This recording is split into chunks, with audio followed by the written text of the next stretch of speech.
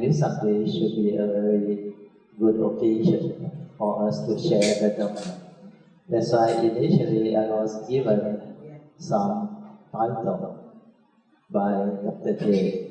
Then I looked at the title and said, why not we modify a bit so that I will cover what we want to cover. But I put it under the significance of Wesak. Then he told me some of you are new. So maybe I make use of this occasion to explain to you the significance of Wesak, then why Buddhism. In fact, I add in that word, why Buddhism. Means why do we choose Buddhism? And for those who may not have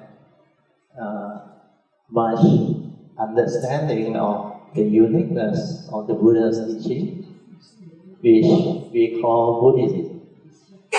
But the Buddha actually, when he came out to the world to proclaim the teaching, he called it the Buddha Dharma.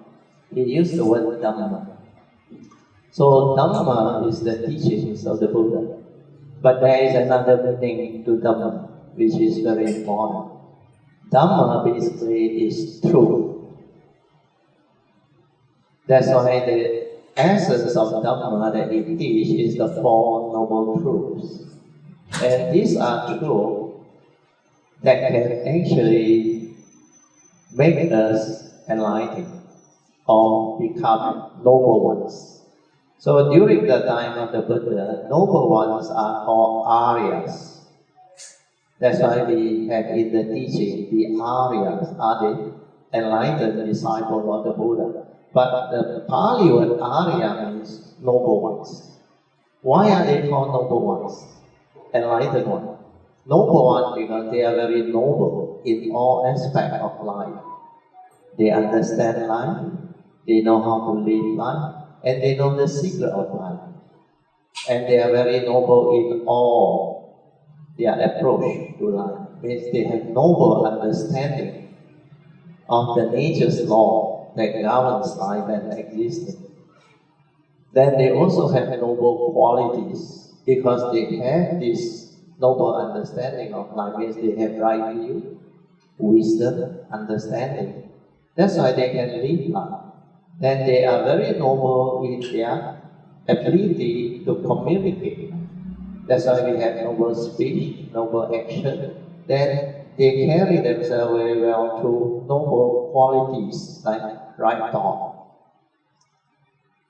From right thought, it conditions right speech, right action. Then the way they live their life is all in accordance. That's why we have right livelihood.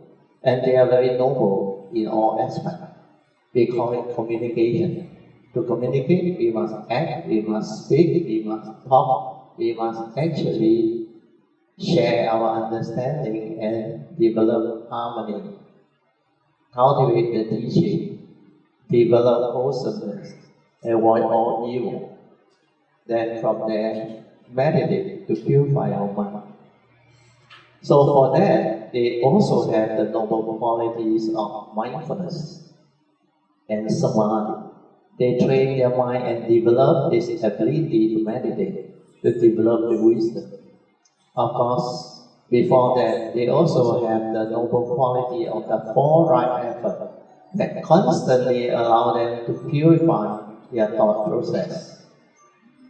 So for those who are familiar with the Buddhist teaching, the four right effort is very clear. So that explains why the teaching, the Dharma, is very important. So now we come back to the significance of Wesak. So most of you have heard of Wesak, it has been celebrated worldwide by almost all Buddhists all over the world. And it has been accepted public holidays in many Buddhist countries. Except this year is a bit unique. We have the Lunar New Year, the Leap Year. So different countries celebrate Wesak on different days. I was told Malaysia, we go back to tradition. We celebrate today, 4th of May. But Singapore, they choose If I'm not wrong, next month, 2nd of June, 2nd of June, then Thailand, 3rd of June. But don't worry about the dates, understand? More important is the understanding, the faith. Because the significance of Wesak is very important. Why is Wesak so significant, so special? And what is your understanding of Wesak? Yeah? Anybody want to try? What is your understanding of Wesak? What does Wesak commemorate? Yeah? Yes, the 3 tri-sacred occasions of Sakyamuni Buddha. We commemorate his unique birth, which is here, symbolized by this one. Then enlightenment. Then you have another one, his parinibbana, passing away, where he lie down. The 3 portions. Why are these occasions so significant? Because in the year 1950, they had the first conference of the World Fellowship of Buddhists. I think it's Sri Lanka, if I'm not wrong. When they held that, they make the decision to actually define Wesak as a holiday for Buddhists. And I think most Buddhist countries accepted it. So 1950 was the first year that Wesak was officially recognized as what they call a very important date for Buddhists to commemorate the birth, enlightenment, and the parinibbana of Lord Buddha. I will explain why these 3 days are important later. Then, not only that, in the year 2000, 50 years later, United Nations at its headquarters in New York celebrated Wesak officially at their headquarters. And that makes Wesak even more significant.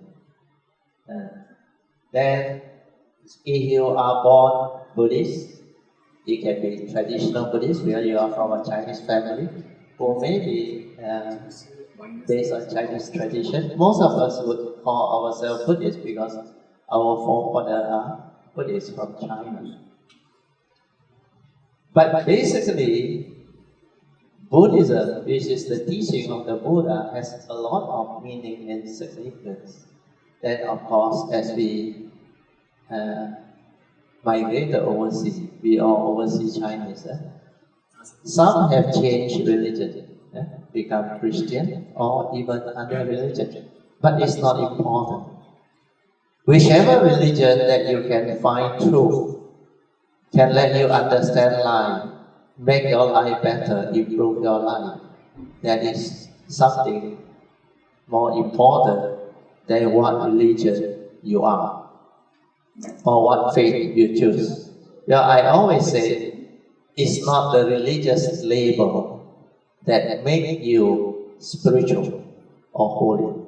It's the understanding of that religious teaching that transforms you individually into a human being that can be a blessing to all. The first quality of a good religion is it must allow you to understand life.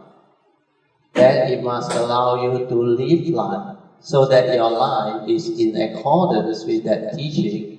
Then it will bring forth a lot of wholesomeness, a lot of goodness, then make you different, transform you individually, character-wise, personality-wise, understanding-wise, transform you completely to be a very, very, they call spiritual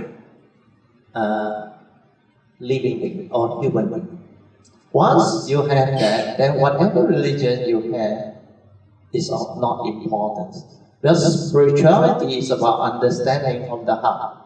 It's not the religious label.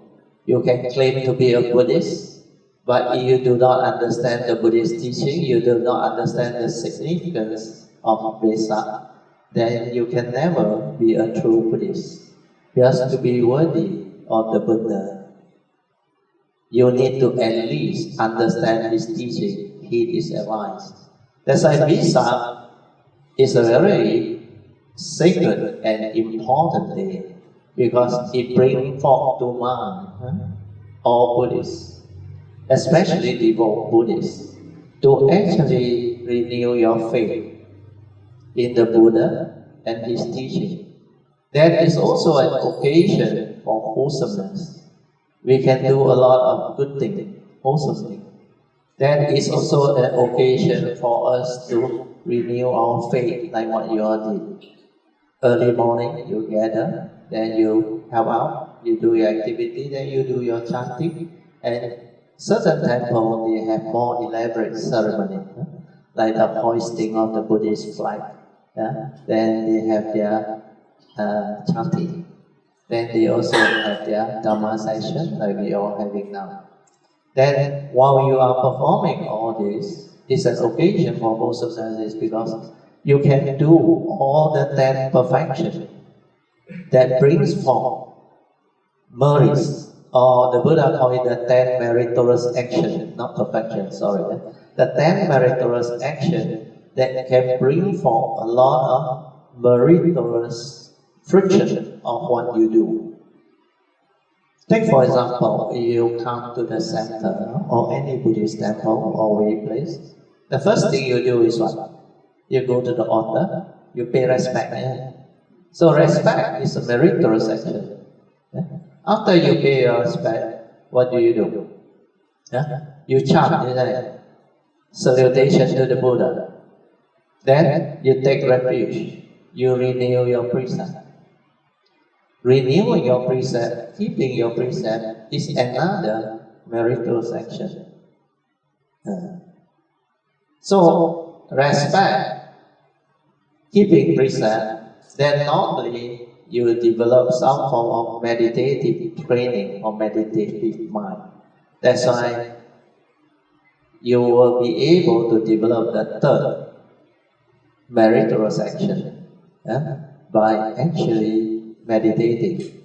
It can be for 5-10 minutes if you have metta session. Where I saw at the back you have a chant.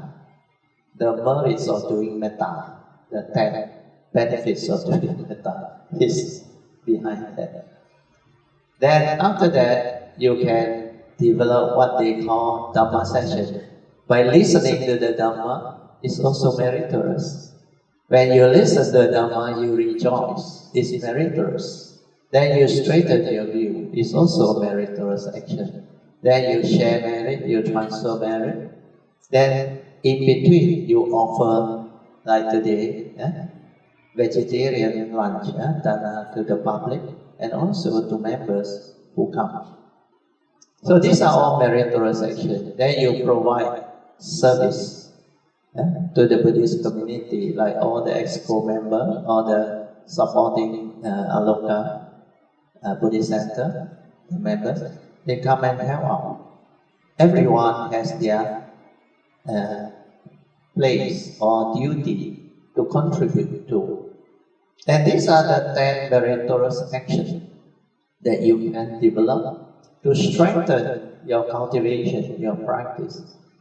That's why it's not only an occasion for us to develop all this very good quality of what we call faith, wholesomeness. When you listen to the Dharma, you learn the teaching. The first phase of Dharma is to learn the teaching. Then you put it into practice. There is a second phase.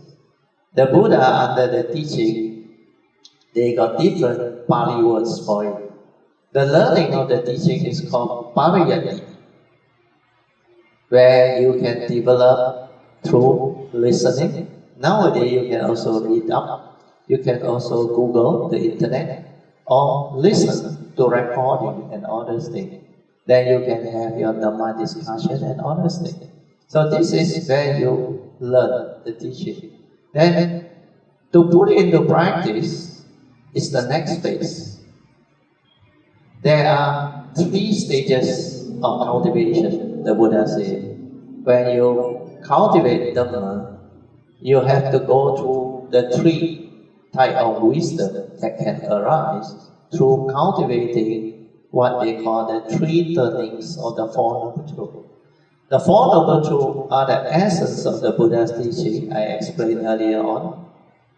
When you understand this Noble Truth, it will make you noble ones or enlightened ones. And what are these Four Noble Truths? These are the essence of the Buddha's teaching. And this essence of the Buddha's teaching is the one that you need. Because once you understand this Four Noble Truths, it's like you understand the secret of life. Like he summarized to us all of life, mundane and super mundane.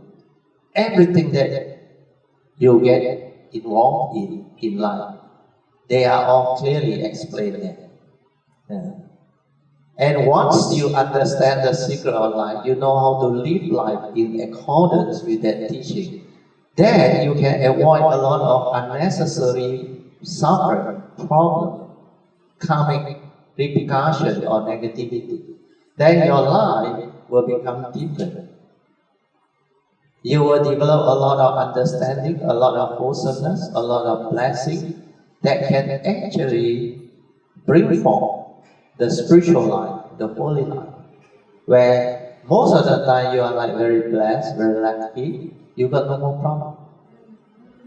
So this is the beauty of that Four Noble Truths.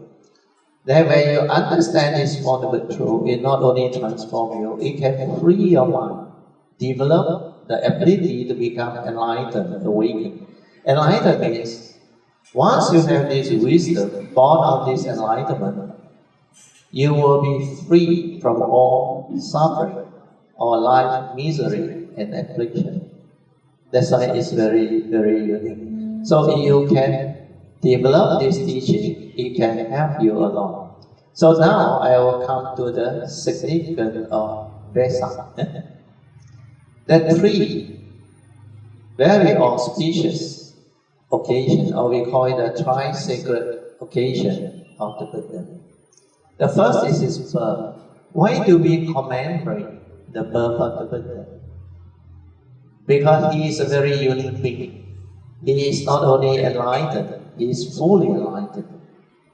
And because of his cultivation, his perfection over aeons and aeons and aeons of cultivation and perfection, he actually became a Sammasambuddha. And his birth is very unique. The whole universe actually rejoices. And those who can have the ability to witness that birth is really very, very unique quality and paramount. And because of that, his birth brings forth the arising of the Buddha to bring forth the teaching. That's why his teaching can come to this world is because of his birth. So we commemorate his birth is because of his uniqueness, his quality. He is not only enlightened, he is fully enlightened.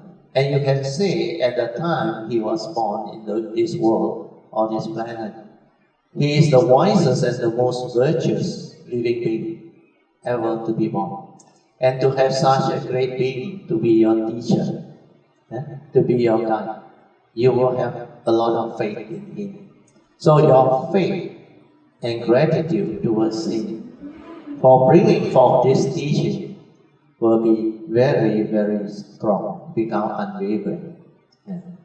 And after his birth is, of course, to commemorate his enlightenment.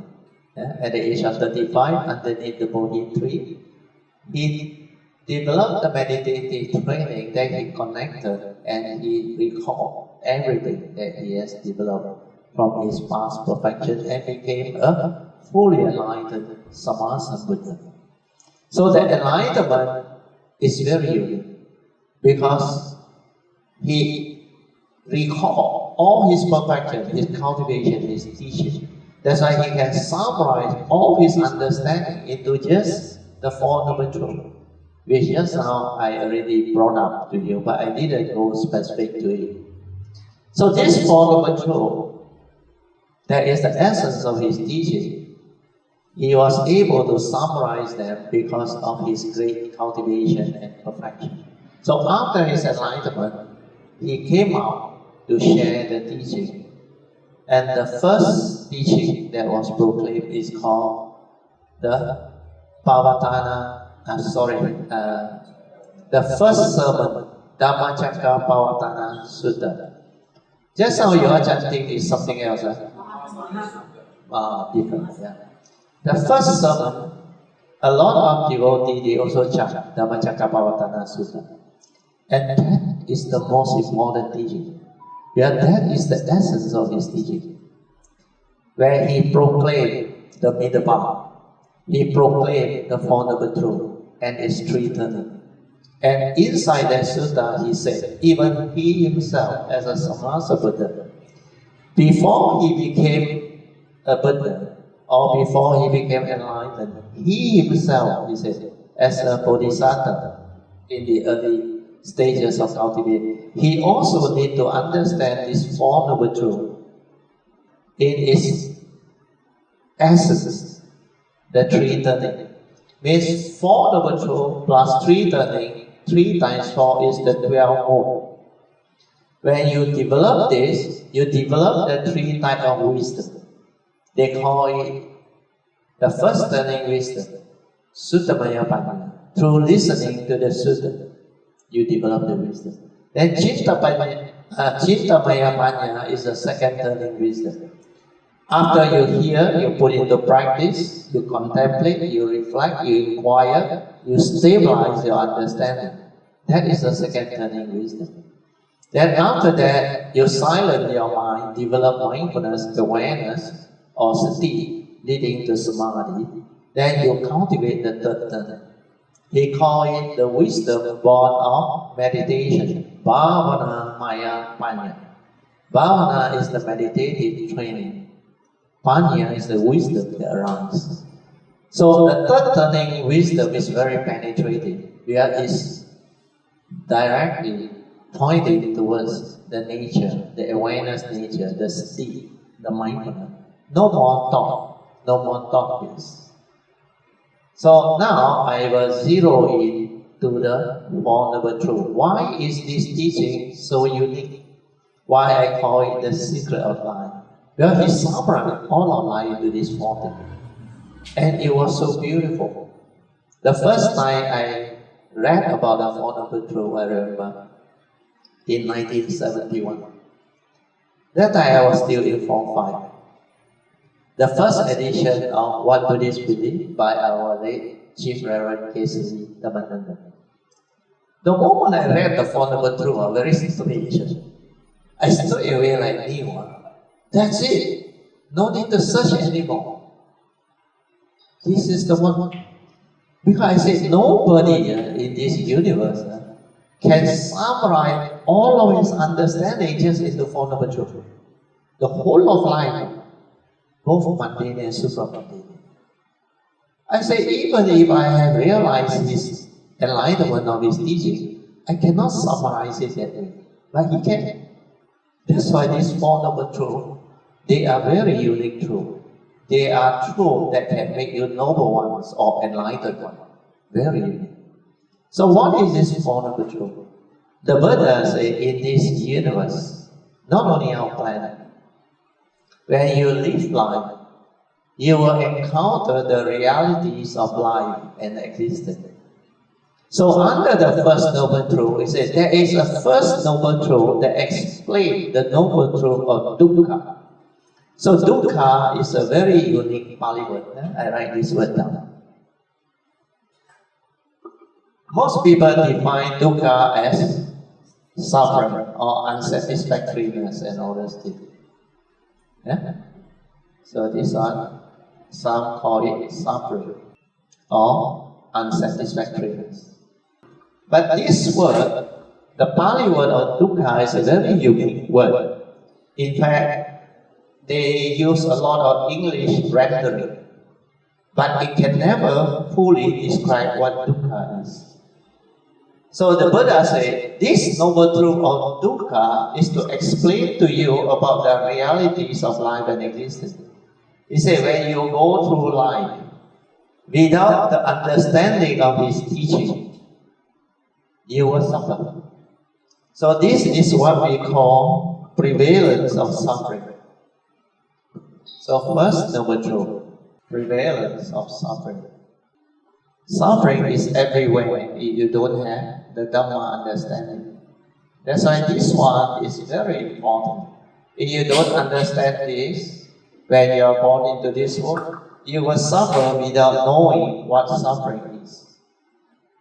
So the Buddha actually summarized the first noble truth under the 8 reality. He said this 8 reality will cover all aspects of your mundane life.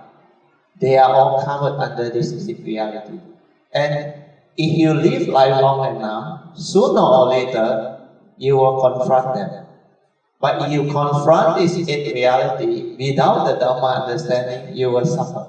That is what the first noble truth is. So what are the 8 realities? Yeah?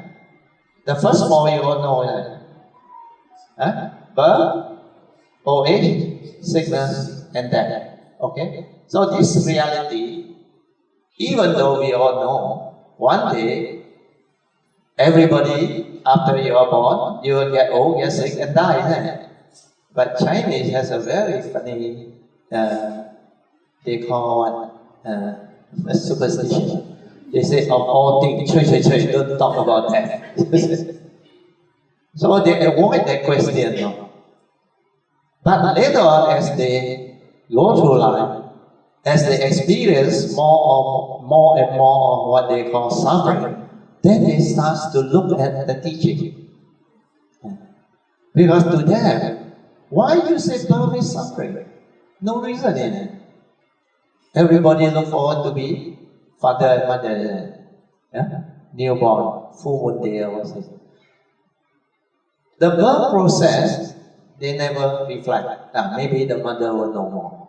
Understand? Then, if the birth has complications, it also leads to suffering. Understand? Then, with birth comes what? Old age, sickness, and death. That's why birth is suffering. This is human nature. This is the reality of the physical form that goes the way of nature. So, not only when you are born into this world, you suffer. You have to go through all the other realities of life and existence. The first reality, birth, we already discussed. Second reality is what? Going through the decay process, aging process. Maybe when you are young, before the age of 30, it doesn't really mean much to you. But when you hit 40-something, 50, those who hit 60 and beyond, they will know what aging is all about. Your senses start to fail you, understand? And a lot of things you use to enjoy and have the ability to perform, you start having problems, understand? Like now I'm almost 70. Yeah? So birth leading to old age, sickness, and death. Sickness and disease is now very common. A lot of traumatic disease. Yeah. And not only that, actually it covers injury. Understand?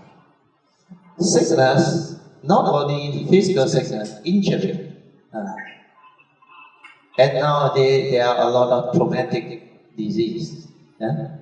Like heart attack, stroke, kidney failure. Then the very new disease, HIV, all those things.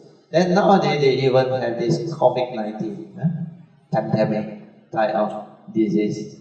And as you go through life, you will have to confront them. Then when you confront old age, sickness, and death, death can happen in many ways.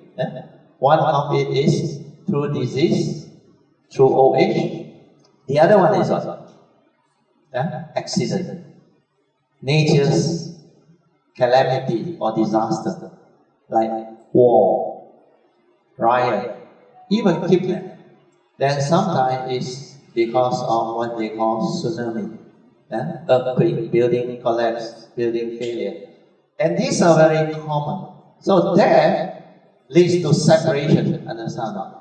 Separation of the loved one, separation of the breadwinner, separation from your possession, your wealth. So all these are part and parcel of the reality of birth, old age, sickness, and death. Then the other reality is as you go through life, if you come out to work, or when you have relationship and family, when you are with people whom you don't like, what happens? You suffer in that. When you cannot get what you want, you suffer in that. Then the other one is separation from your loved ones, from your prized possession, from things that you hold on to dearly. It will lead to suffering. It will lead to affliction, unhappiness. Sometimes it can cause misery, sorrow, lamentation.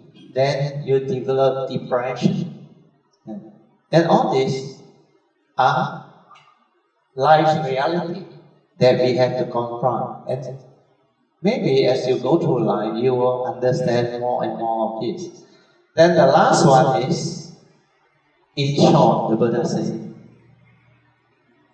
it is due to your delusion, sakkayaditthi, that condition you to grasp and cling onto this physical body and mind, thinking that it is real, it is you. That condition, the five grasping aggregate, that condition your suffering. And this one you need to meditate. You need to meditate. You cannot use your thought to think about it, develop the knowledge of it. If you do that, it will not help you much. You may know as knowledge, but when it hits you, you cannot do anything. You still succumb. You will still be there. But you meditate and see the unreality of this form and mind. You see the universal characteristics of impermanent, suffering state and non-self or anatta nature. Then you will understand. Once you insight into it, you awaken to it, then you realize the truth. Then, like the Buddha said, this form and mind is not self or a permanent, unchanging entity that you can cling onto, grasp onto, and hold onto and say, this is me, this is mine. These are delusion. That's why because of self-delusion, it conditions you to believe you exist. And most human beings believe we exist. Because you have an entity, the moment you are born, they give you a name, they identify you, then they teach you, Papa, Mama, then relationship, everything.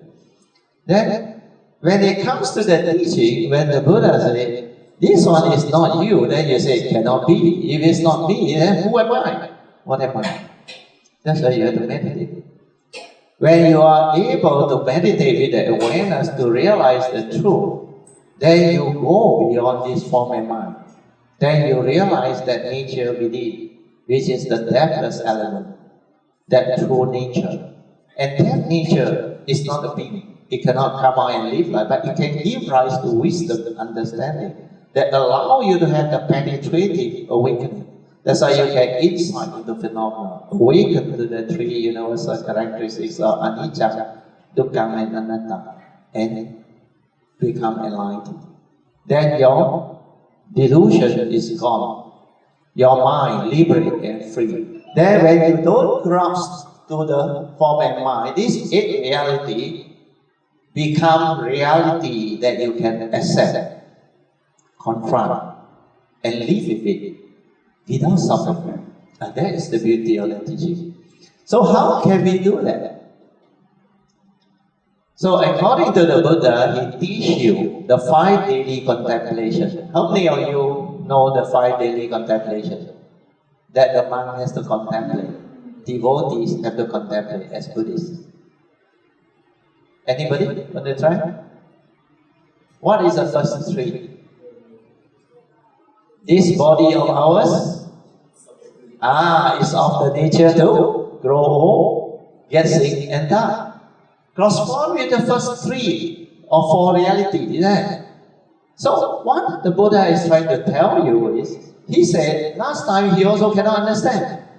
That's why he saw the fourth sign, he left the palace in search for truth, enlightenment. What are the four signs? An old man, then a sick man, and a dead man. Then the last one is a samana, a true spiritual practitioner, a true seeker of the truth. These first three, when he saw, he asked the attendant, why is this person like that, so sick? Then why is that person so old, so haggard, so miserable?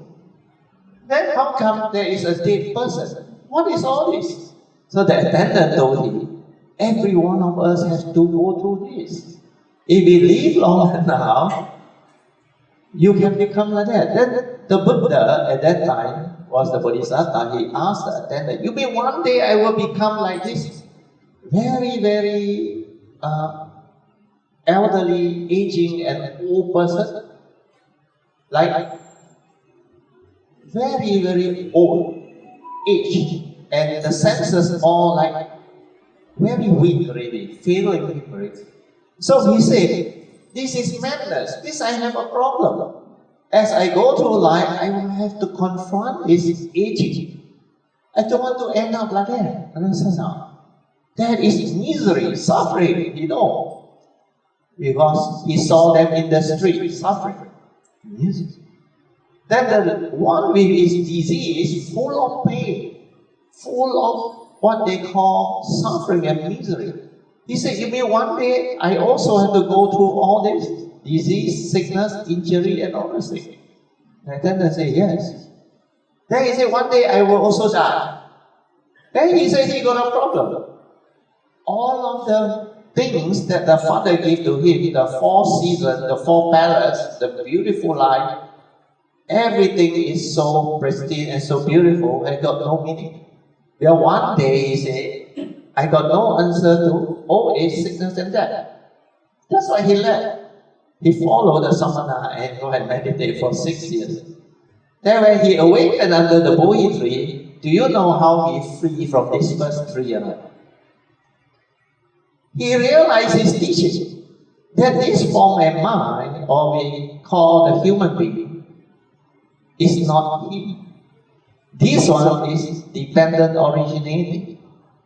Condition arises, cause of the normal. That's why it's impermanent. Dependent on condition, it arises. That's why it's impermanent. It's not a permanent, unchanging entity. That's why he awakened. Then he realized this one is just karmically conditioned out for him to come to this world to perform whatever function that he wants to perform in that life of course. It's a Samasa Buddha. That's why once he realized that, he does not develop delusion on the physical body anymore. The physical body that goes through life, that goes the way of nature, is not him.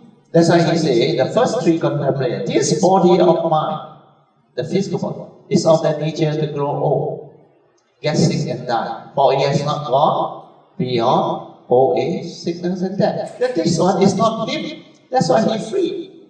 But you must meditate to realize this, understand? Not just through theory like what you hear from me, then go back, go and use your memory, and of course you will help. You reflect, you contemplate, second turning wisdom. It helps a bit. But it's not penetrating. The third turning, you must silence your mind, develop awareness, and find out whether it's the truth or not. Whether your physical body is really impermanent or not.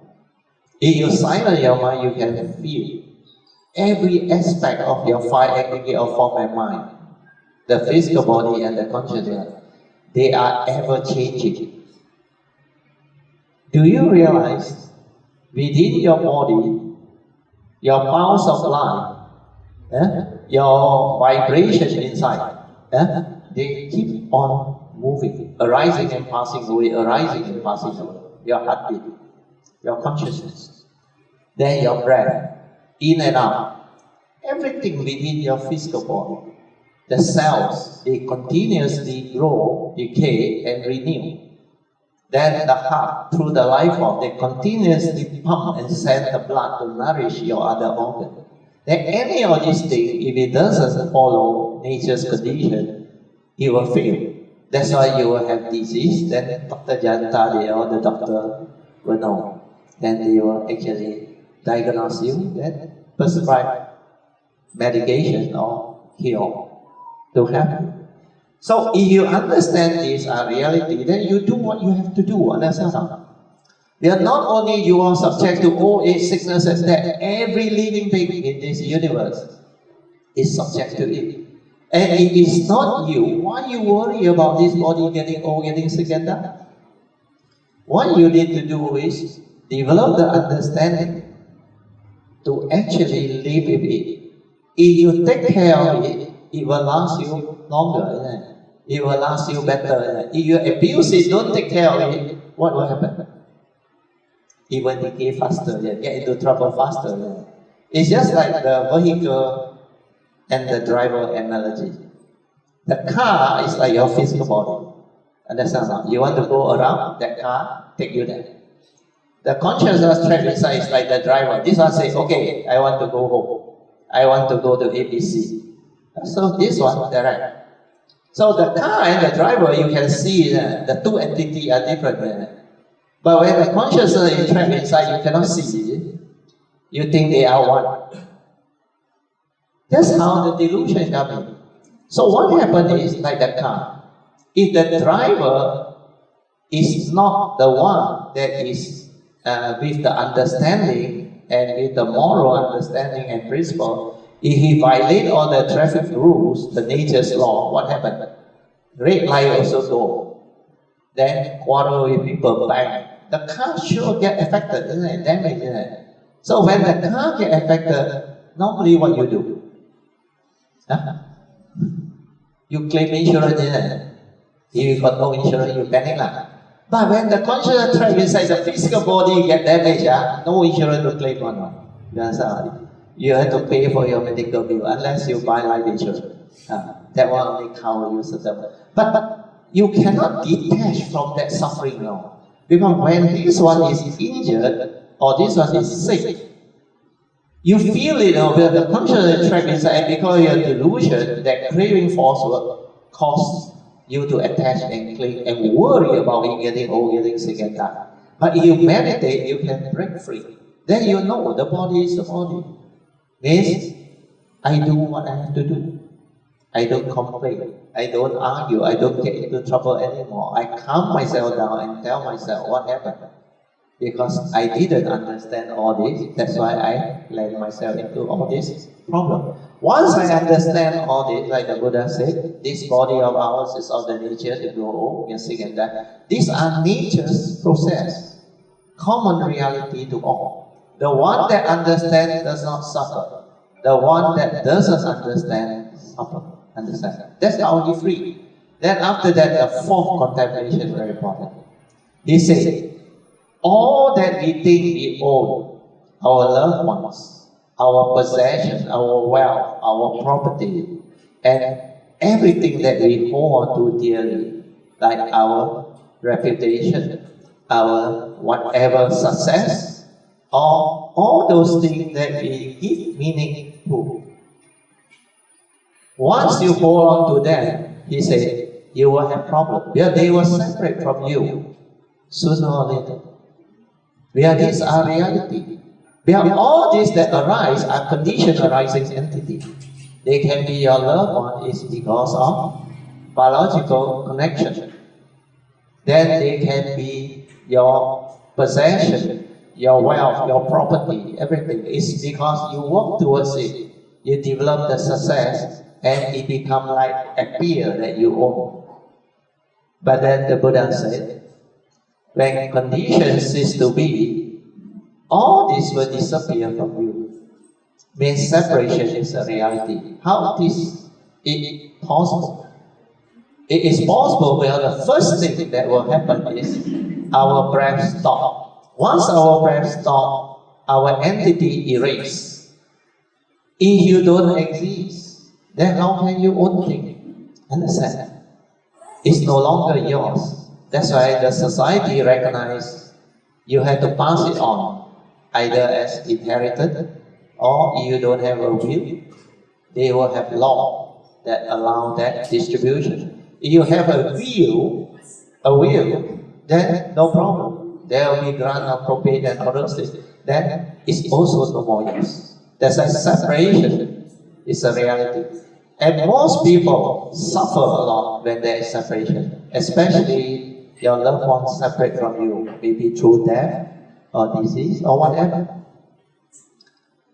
Then, when you are going through your career or your whatever, what they call economic cycle, if you make a wrong decision, economic crisis when it hits, it can bring forth very severe bankruptcy. Your whole investment, business can fail. And overnight, you lost everything. That's why during the currency crisis, 97, 98, a lot of billionaires, Malaysian, they were wiped off. Of course, some of them survived, but most of them, businesses all wiped off. So when you confront separation, whether loved one or your possession or your wealth, your business or whatever, it can be very traumatic. Okay? So this part explains to you why the Buddha said, these 5 daily contemplation, which I have covered the first 4, is very important. And the last one is even more important. And this one is directing you towards understanding life. He said under the 5th daily contemplation, we must contemplate everything, he said. All living beings, he says, not only human beings like us. We, including all living beings, are born of our karma, heir to our karma, conditioned and supported by our karma. And we are what we are because of karma. What does this mean? Base your entire life, each and every one of you is dependent on karma. Do you see? When we are born of it, we inherit it, heir to it, conditioned and supported by it, and we are what we are because of it. That's why there is a teaching where Sakyamuni Buddha teaches. He said, you reap what you sow. Do good begets good, do evil begets evil. You plant the seed of evil, you reap the fruit of evil. That's why all the suffering that you confront, you cannot blame anybody.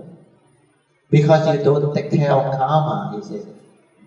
That's why it come and hit you and anger you. You become afflicted, suffering arises. So this last contemplation is very important. This is what the message of the Buddha is all about. When he arrives as a Samasa Buddha, he proclaimed this teaching, the Four Noble Truths. He said, first, there is this First Noble Truth that reveals to you the prevalence of suffering, the 8 realities of life and existence. Each and every one of us has to go through life. Then when you confront them without the teachings understanding, you suffer, which I have explained. So the last one is where the secret of life is. If I know my life is dependent upon entirely 99.999% on karma, what must I do? What must you do? Take care of karma, isn't it? How do you take care of karma? How do you take care of karma? Follow the advice of the Buddha, Dhammapada verse 183, to avoid all evil, do good, and purify the mind. And what is that under the Pali chanting? Sabba papasa akarana. Kusalesa upasapada. Sachitta pariyotapana. Etang buddhana sasana. The Buddha said, Sabba papasa, all evil, you have to avoid. Akarana. Means, you must not commit evil. And what are evil? Under the teaching, he said, the 3 evil roots of greed, hatred, and delusion are evil. That's why you have to avoid all evil by keeping the minimum 5 precepts. Because these precepts, according to the Buddha, they have major evils.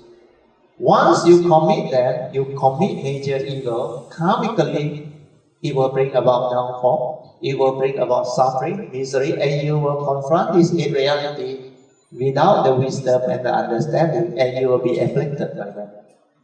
That's it. But if you have the understanding, then you don't have to go through this, because you reap what you sow. So if you live by this teaching, you keep the precept, then you don't commit major evil. This karmic negativity, like the first precept, we undertake the training rule to abstain from killing and causing harm to fellow living. If you don't do that, karmically, other living beings will not harm you, will not kill you, will not cause misery to you. But if you do that to people in the past, whenever there is condition in future, when you arise or that life, you will reap what you sow. The second precept also says, the third, the fourth, and the fifth. The first one especially, who will kill and who will harm? Huh? Living being that has selfishness, that has delusion, that is full of violence, anger, hatred, emotional negativity. That's why they will kill you. If you have all these evil roots of greed, hatred, and delusion, you will break the precept. And that is very serious, because these are major evil. That's why to avoid all evil, like you chant, just renew your 5 precepts, is to protect you and protect others. When you undertake the training rule to abstain from breaking all these precepts, means you are mindful not to do it to others. And by doing that, others will not be harmed. And you yourself, when you develop these precepts, it's a meritorious action. Others will not harm you. Then this one becomes your merits, your blessing, your goodness. That's why they say, with the precept, you don't worry about evil. You don't worry about those unseen beings and all those things will harm you. In fact, your 5 precepts, if you keep it well, it can protect you. In the teaching, the Buddha say, they ask him, what is the highest protection? The Buddha replied, your virtue. Understand? Your virtue is what? Your goodness, your kindness, means your precepts. Then the second advice is, kusalesa, upasapada. Kusala are your wholesome action, speech, and thought processes. Wherever there is condition to develop the right speech, right thought, and right action, you must cultivate. Even right livelihood, you must develop that. By doing that, you not only avoid evil, you cultivate wholesomeness, which is blessing, goodness. Like today Wesak, the 10 meritorious actions you can do, you can perform that. Then the 10 meritorious actions also part of right speech, right action, right thought process, and right livelihood. The way you live your life is very important. If you understand this teaching, you take care of your mind, you become beautiful. Then the Buddha said, if you avoid all evil, do good, you got a lot of merits, a lot of blessings. But is it enough to give you the good life? To prevent you from suffering?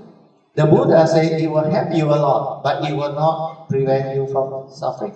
Because when you confront the 8 reality, some of the 8 reality, like old age, sickness, and death, with merits and with what they call blessings, it cannot help you on yourself. But this one needs wisdom to free you. This one needs the third turning, meditative turning, or at least the second turning, the contemplative one, which Sakyamuni Buddha did under the Bodhi tree. That's why he awakened, he freed. So the third advice is Sachitta Pariyotapana, means you have to purify your mind, you have to meditate, you have to develop mindfulness, awareness, to develop this awakening. Once you do that, your mind liberated and free. then no more delusion. Like the Buddha came to know, this form and mind is not him. And you really realize it or not as a knowledge at all. Do you see the difference now? Knowledge is you think you know, but when it afflicts you, you cannot handle yourself. That is knowledge. That is memory. But the one that insight, through the direct seeing, through the meditative training, through the awakening, is not a knowledge. They actually, through the direct seeing, they insight into it and they awaken and they understand it clearly. That's why after that, no more delusion. Then they actually can develop what we call enlightenment in the here and now. So this first noble truth I have covered. Then the Buddha said, not only he explained to you the prevalence of suffering, the realities of life and existence, but he, under the second noble truth, he even explained to you the cause of its arising. So this second noble truth is also very important. Cause of arising of dukkha.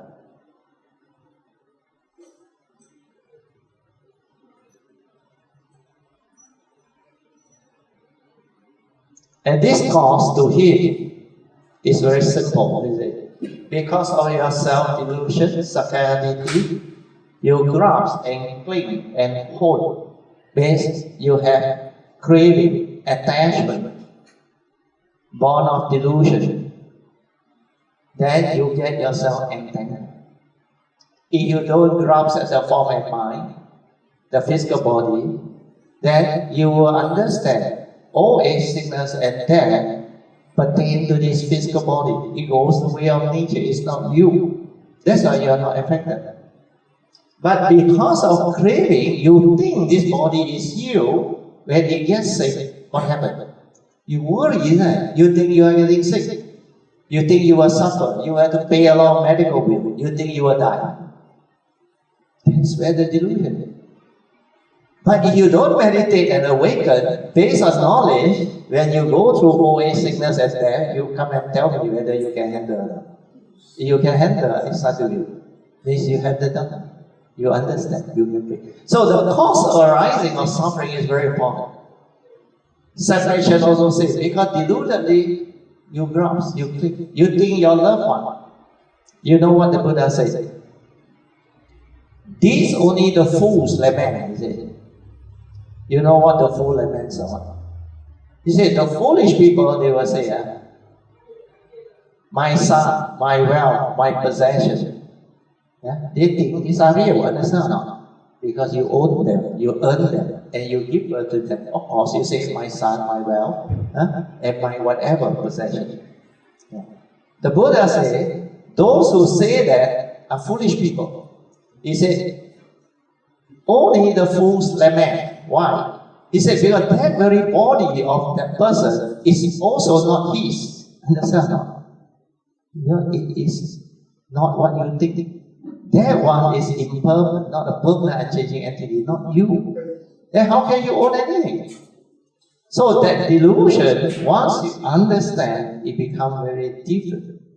So this cause of arising of suffering is very, very important. So once you understand that separation to you is no more a problem. I don't exist. How can my loved one exist? But there is such thing as a law of karma in life. That's why the Buddha said under the chanting, just how we chant, the salutation to the Sangha. Under the salutation to the Sangha, the enlightened disciple of the Buddha have four noble qualities. The first four stanza you chant, Supatipanno, Bhagavato, Sāvaka Sangho. What is that? Of upright conduct. Then the second one? Supatipanno, Ujjapatipanno. What is that? Of upright conduct, of good conduct. Then Nyaya is wise conduct. The last one? Samichi is what? Of dutiful conduct. You do your duty. And that is what the Buddha meant. that form and mind is subject to karma. That's why there is a duty that you have to perform. You cannot simply do things. You violate the karma, you get into trouble. And karma recognizes relationship. That's why you are matricide under the 5 heavy karma. The karma recognizes all this within the conditioned world. So you have to do your duty. This form and mind got its duty towards the nature's law of karma. So you cannot simply neglect and do things. So the teaching teaches you to understand this and not to be deluded by what the world is and what people do and what people say. Understand? So this part of the teaching is very important. Then after that, the third noble truth is where the solution is. The Buddha said there is a third noble truth that explains clearly to us that suffering may not be. Enlightenment in the here and the now is possible. So this enlightenment in the here and the now is very important. So this is what Nibbana is all about. Nibbana can be realized. So this is where the solution is, isn't it? Suffering may not be. Enlightenment in the here and the now is possible. Means what? Means you need not suffer. With the Dharma, when you confront the first noble truth reality, the 8 realities of life and existence, you need not suffer. To realize this enlightenment is very important. That's why we must meditate. We must silence our mind, develop the awareness until the cessation of form and mind arises. But then this one just tell you that this is possible, but he didn't teach you how to do it. So the 4th noble truth is where the answer is. So this 4th noble truth, the Buddha said, if you cultivate this noble eightfold path, it will lead to the end of all suffering. So this is where the cultivation is to be focused on. So this noble eightfold path is the meditation as taught by the Buddha. And these are the 8 noble qualities that make you enlightened one. So if you do whatever meditation, if it doesn't bring you back to the cultivation of the noble eightfold path, then it's not the meditation as taught by the Buddha. We are very clearly under the 4th noble truth. If you cultivate this noble eightfold path, you will bring about the end of all suffering. You cultivate the Buddha Dharma to develop enlightenment, means to end all suffering. So you have to have the noble eightfold path to be noble ones. Then only you can have the wisdom to break free and become enlightened. That's why no more suffering. And this is why I say this is the secret of life. When I understand this, I understand life, I can live life. I only have to take care of karma, develop the learning of the teaching. So the learning of the teaching got 3 phases. Just now I covered 2. Pariyati, Patipati.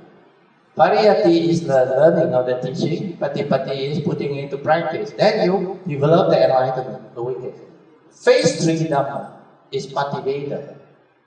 You get to reap the fruit of your cultivation, or your hard work, your cultivation. Then that 3rd phase of Dharma is the most beautiful phase of your life. You can live the life of an enlightened being under that 3rd phase.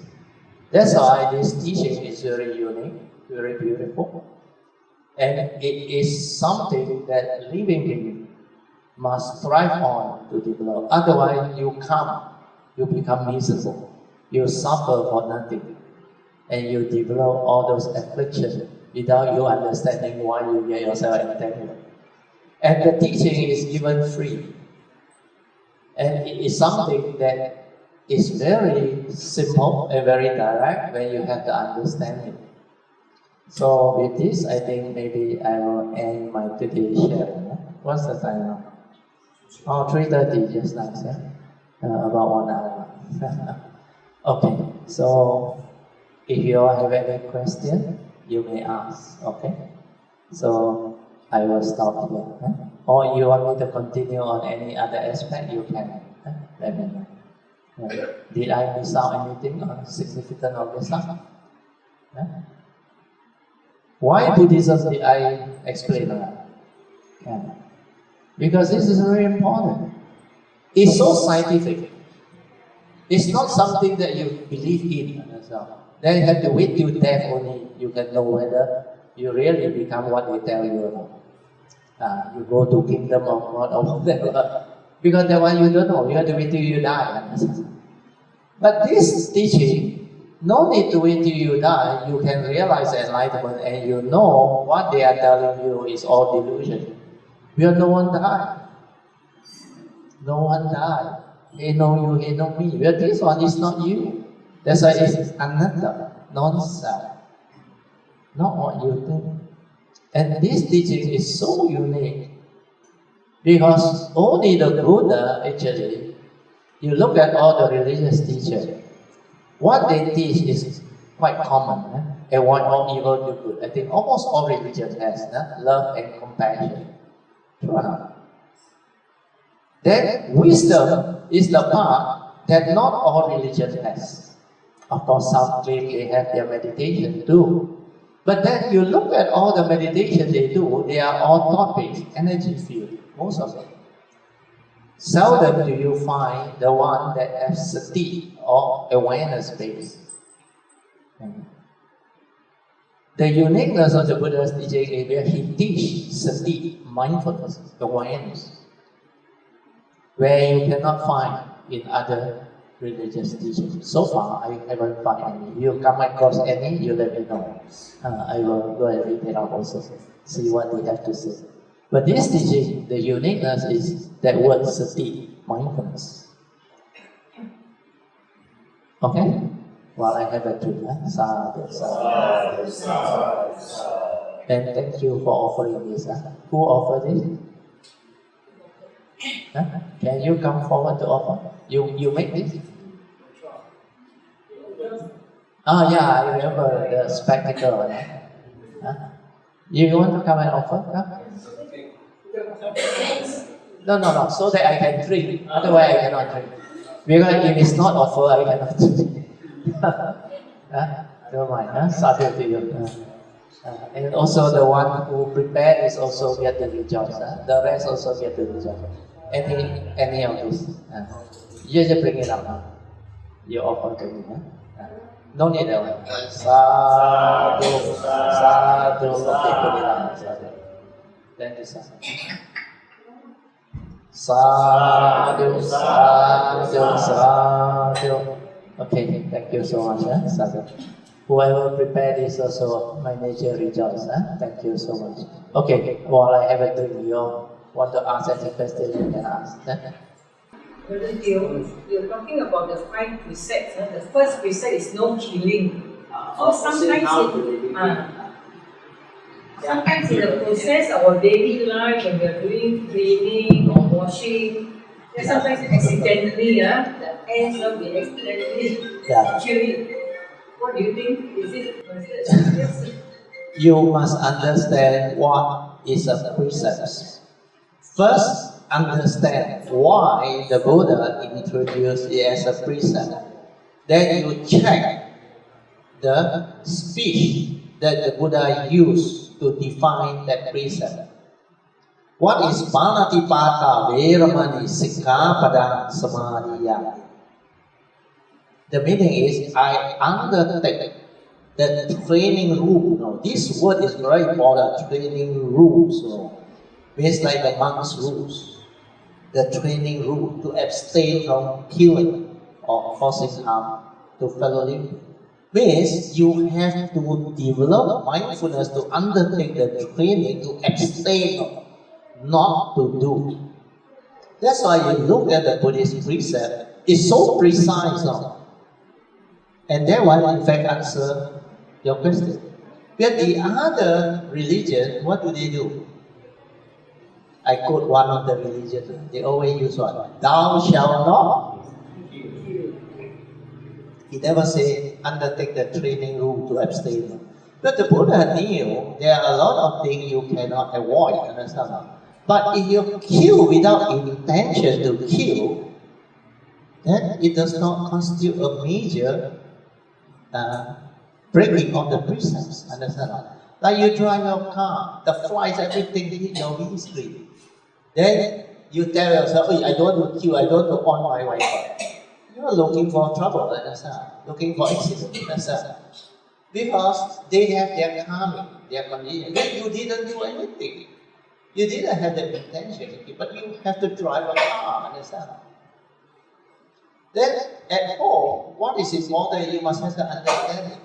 You have compassion. You want to undertake the training rule, then you tell yourself, how can I avoid all this?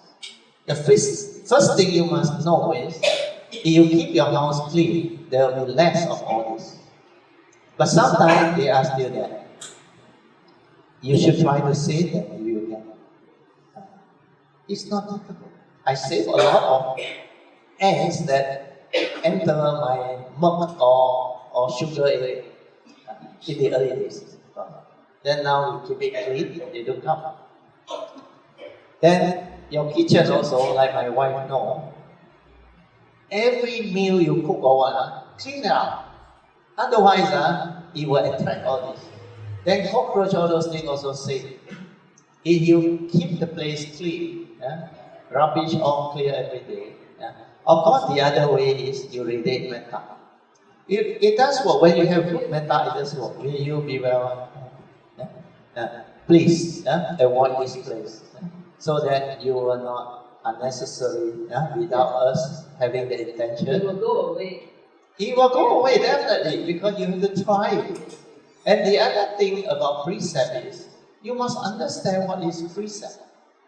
Precept is an understanding. Like, when I see the danger in breaking that precept, that's why I chant. We renew our precept is what? I renew my precept by saying, I undertake this training rule. This training rule has to be practiced through mindfulness, awareness. I must be aware before I break the precept. Understand? Where you have the mindfulness, it's impossible to kill or to harm. I can tell you. Take for example a mosquito. Okay? How do you kill a mosquito?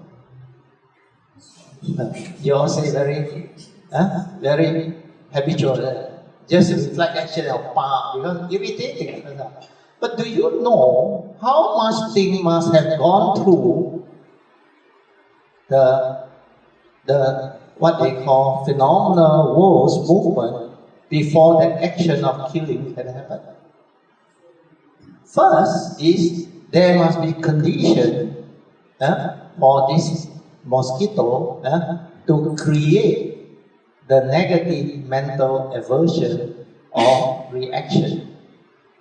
Most of the time is aversion through what? Through memory. When you hear the sound, or you know it has bitten you, then you don't like.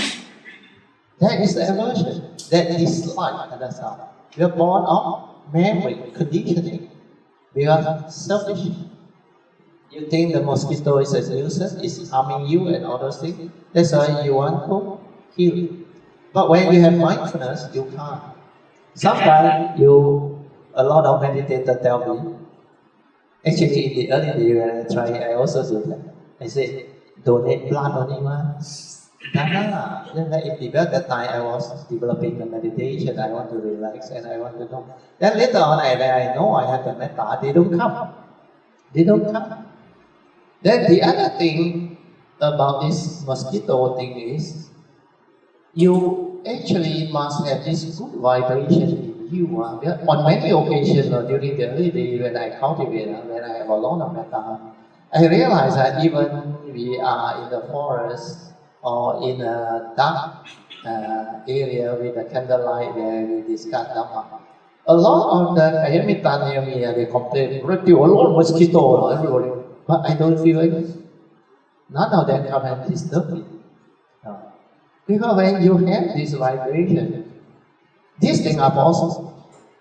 But then, precept is to be developed through an understanding. When I understand the danger of violating this precept, that's why I undertake the training rule. I determine. So I must develop mindfulness. So when I'm mindful, I'm aware. Aware of what?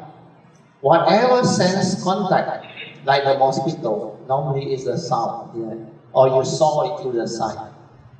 Then, because of habitual tendency, your wrong view, you develop aversion.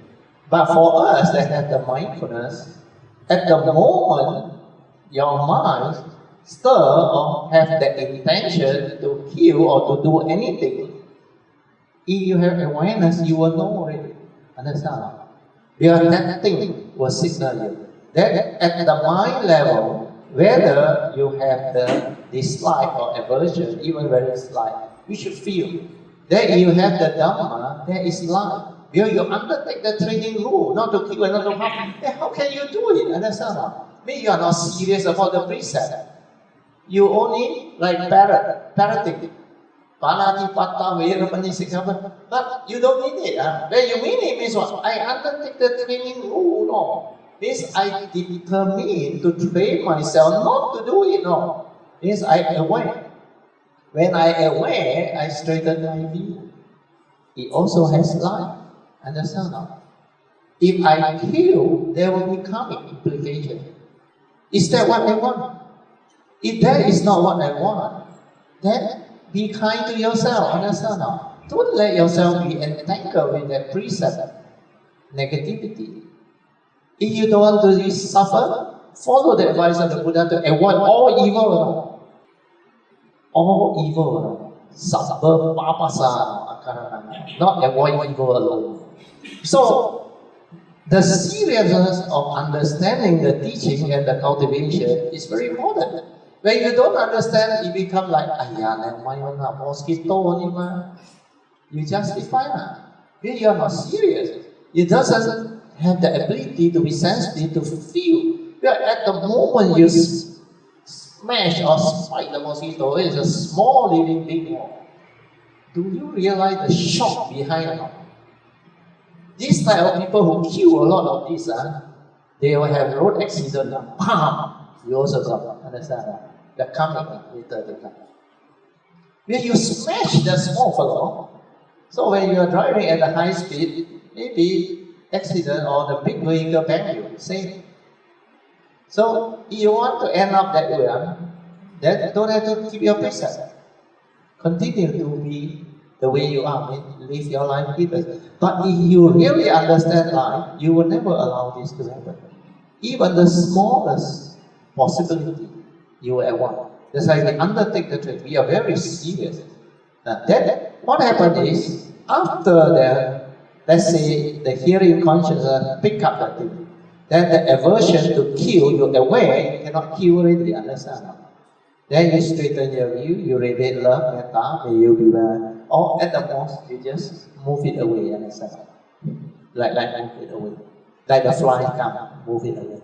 But you, like that means you want to kill the world, understand? You don't like it. The aversion is still there. Means you are not mindful, you are not aware.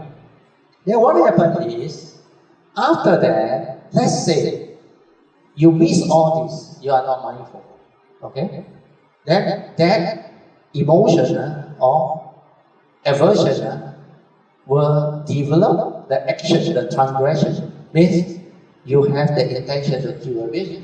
You don't like that thing, the aversion. So it will condition killing, understand? To kill, your hand must move, isn't it? True or not? You must move your hand to kill, isn't it? To smash it, isn't it? Under Kaya Nupassana, what are you supposed to do? Every action, every movement, you aware, mindful, Standing aware, sitting aware, turning, bending, stretching aware.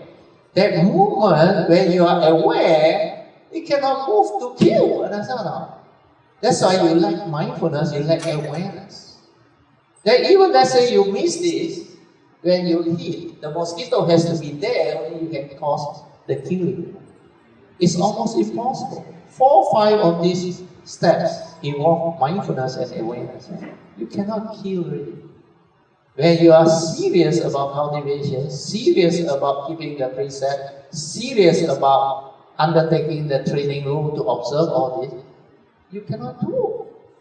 That's why they say, even at the Sotapan level, they cannot break the 5 precepts. It's true. Cannot break the 5 precepts. Okay? Okay. If I'm referring to the precepts, Yeah. I'm going to share my experience with you. I think 4 precepts is very important. I think is speech, because I think people who don't really observe their age, when they age, they just too busy. Yeah. And also very I just got my current phone just died, so I can't use it anymore. But the thing is, before that, I had arguments with a close friend. So then after that, the voice message scolding sent to me, and now the phone got lost. But the thing is, I just realized that I have this bag, wooden bag, and the nail, but even though the nail is been removed, the hole is still there. So that's how important the speech is. Not somebody, but at the end of the day, They always say the wound can heal, but the scar is still there. Understand? Similar. So last time there was a relationship problem among one of my classmates in Form 5. So that girl actually wanted to get the relationship back. But the boy, a bit of funny character, he tell the girl, he said, yeah, the wound may heal, but the scar is always there. Yeah, he was hurt by what she said. So when you live life, you don't know the mundane Dharma or the conditioned Dharma within the mundane conditioned world. Your mind will latches onto the words, understand? Give meaning to all this. But when you have the Dhamma, you know. These are words. These are reality created by living beings within the conditioned world. This is not what it is, no reality. So why do you attach? Why do you give meaning? As long as you are sincere, you don't have the intention to do all this. Whatever the world is, don't worry. Like the Buddha said, you cannot be free from blame. The 8 worldly conditions, you all heard of it, isn't it? Praise and blame. Even the Buddha cannot be free from blame. Of course, he got a lot of praises, but he cannot be free from blame. The Chincha incident and many other incidents. So this is worldly Dhamma, reality within the conditioned world. When you understand, you stand above, you break free. Then, like Jayanta's case, if there is condition to understand, then bring forth the understanding to see the importance of the fourth precept. Yeah, the 4th precept is, I undertake the training rules of telling lie. Understand? Means you have an evil intention to deceive, to cheat, Under the precept is only telling lie, understand? Like the first precept is only healing. But we should include the ennobler, even causing harm we should avoid. Then when it comes to telling lie, the 4th precept, we should include the noble eightfold path, wrong speech, understand? The 4 types of wrong speeches, you need to cultivate them by avoiding them. Means, what are the 4 types of wrong speech? First one is what? Huh? No, that one is frivolous speech. Harsh speech, you speak very harshly, like you don't give face on. You just tell people all around. Harsh speech. Then, second one? Lying. Okay? Or you call it backbiting. The third one is backbiting. The backbiting is the worst. Means behind people's back you say negative thing, bad thing. You, in order to instigate misunderstanding, all those things, you go and do all this. Then there is another one, frivolous speech. They call it sweet nothing. Like when you are courting that time, you actually talk a lot of sweet nothing. You don't really mean it. That time you can promise the sky. But after marriage is another story. After marriage, like the character and the behavior, before marriage, actually the boyfriend very patient. Don't worry, take your time. Make out already. After marriage, what the hell is going on? Dinner start already. Still,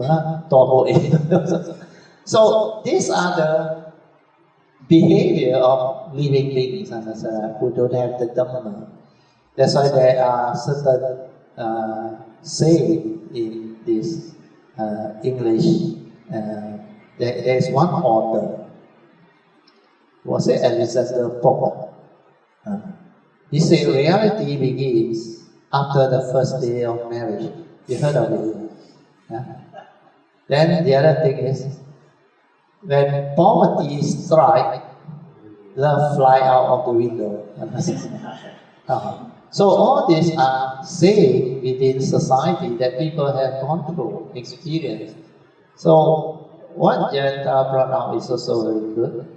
You should focus on the 4 types of wrong speech, then cultivate right speech. Right speech is not easy. Wrong speech, you have to be mindful of it, you have to avoid it or abandon it. The 4 right efforts, understand? When this wrong speech, or they call greed, hatred, or delusion, when they have arisen, means the wrong thought has arisen, you must apply the first right effort to abandon it. Understand? Because that time you don't have mindfulness. It has already arisen. It's habitual tendency, it's delusion. Your mind is so habitual, it's still react. So arises already. You undertake a training rule means the first right effort to abandon it. And to abandon it, there are 5 ways the Buddha taught. The first way is to think of the direct opposite poles of thought. Like when you have anger, you develop metta. When you have metta, you cannot have anger. You can only have one mind state at a time. Then the second way is to think of the consequence of continuing with that wrong speech. Means that anger, that hatred, or that delusion, that evil intent. Once you know that these are major evil that condition negative karma, so when you see the danger of it, means the consequence of continuing with that anger and the hatred, then you immediately determine not to do it, means you abandon it. Because this is not conducive towards the cultivation or the development of the holy life. This is heedlessness. Through delusion, you continue to become heedless. The third and the fourth way is the meditative way.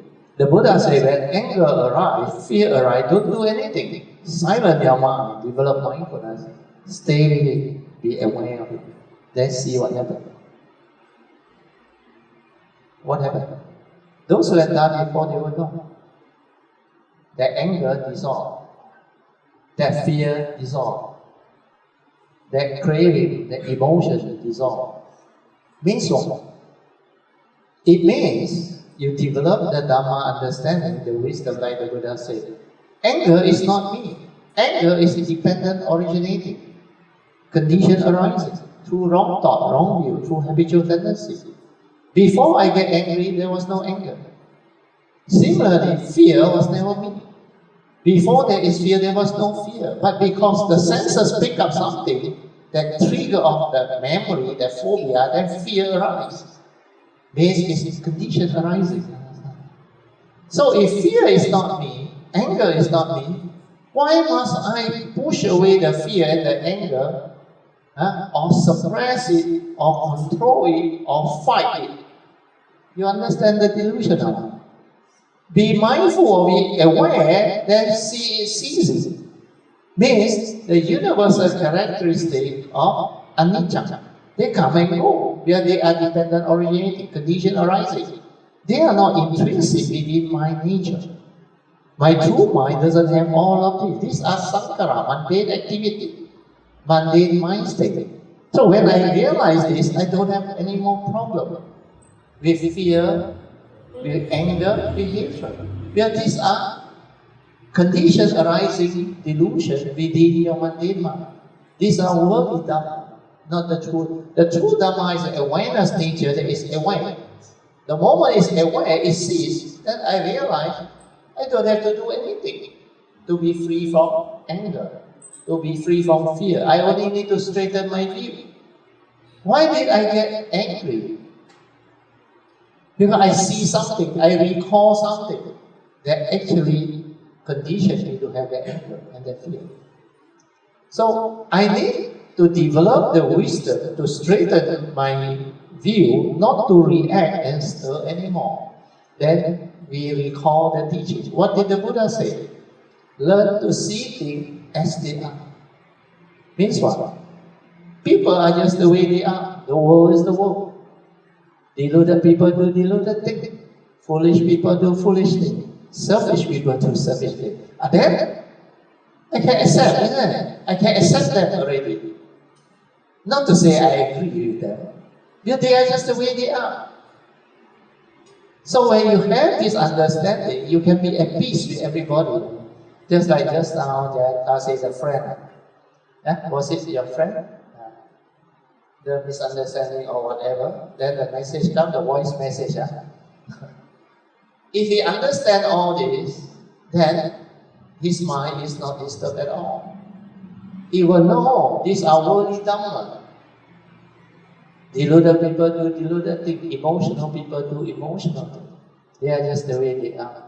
We just accept the reality of the moment. Then the peace. At peace means you don't stir your mind, you don't react, you don't get into the argument. You don't get into unnecessary misunderstanding and conflict. Then you resolve it amicably. Through what? Through following Noble Eightfold Path. Right view, reading to right thought, right speech, right action. Then no more negativity. Understand? Then everything can be resolved amicably. Okay? You understand? Then the fourth way I haven't finished. I only told you the third way. But good enough, the third way is the meditative Dharma way. The first two is thought-based. Thought-based.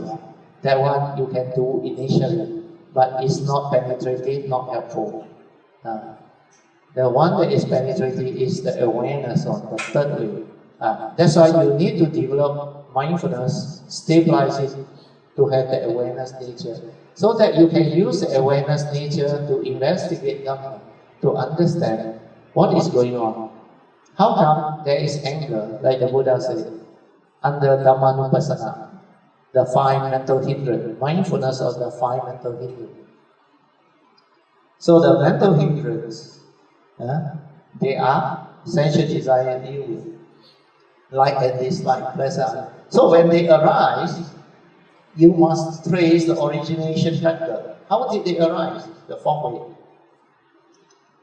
Like I said, before you have anger or sensual desire, there was none. It's through one of your senses, you see.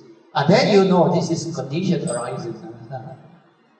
Then you know, you will come to know, like what the Satipatthana Sutta said, how the unerased mental hindrance, which is sensual desire or ill will, come to be. Through your wrong view, through your senses, they arise. Then when you continue to be aware and silent, then you come to know how the erased sensual desire or ill will or anger or hatred or fear cease to be. By not doing anything. These are dependent originating. You don't give it any more delusion. You don't follow it.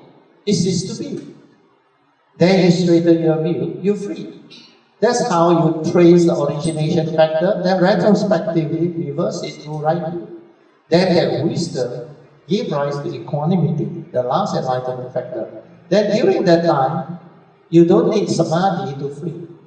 With the wisdom, you can free. Straight away, you're free. No more delusion, no more argument. Okay?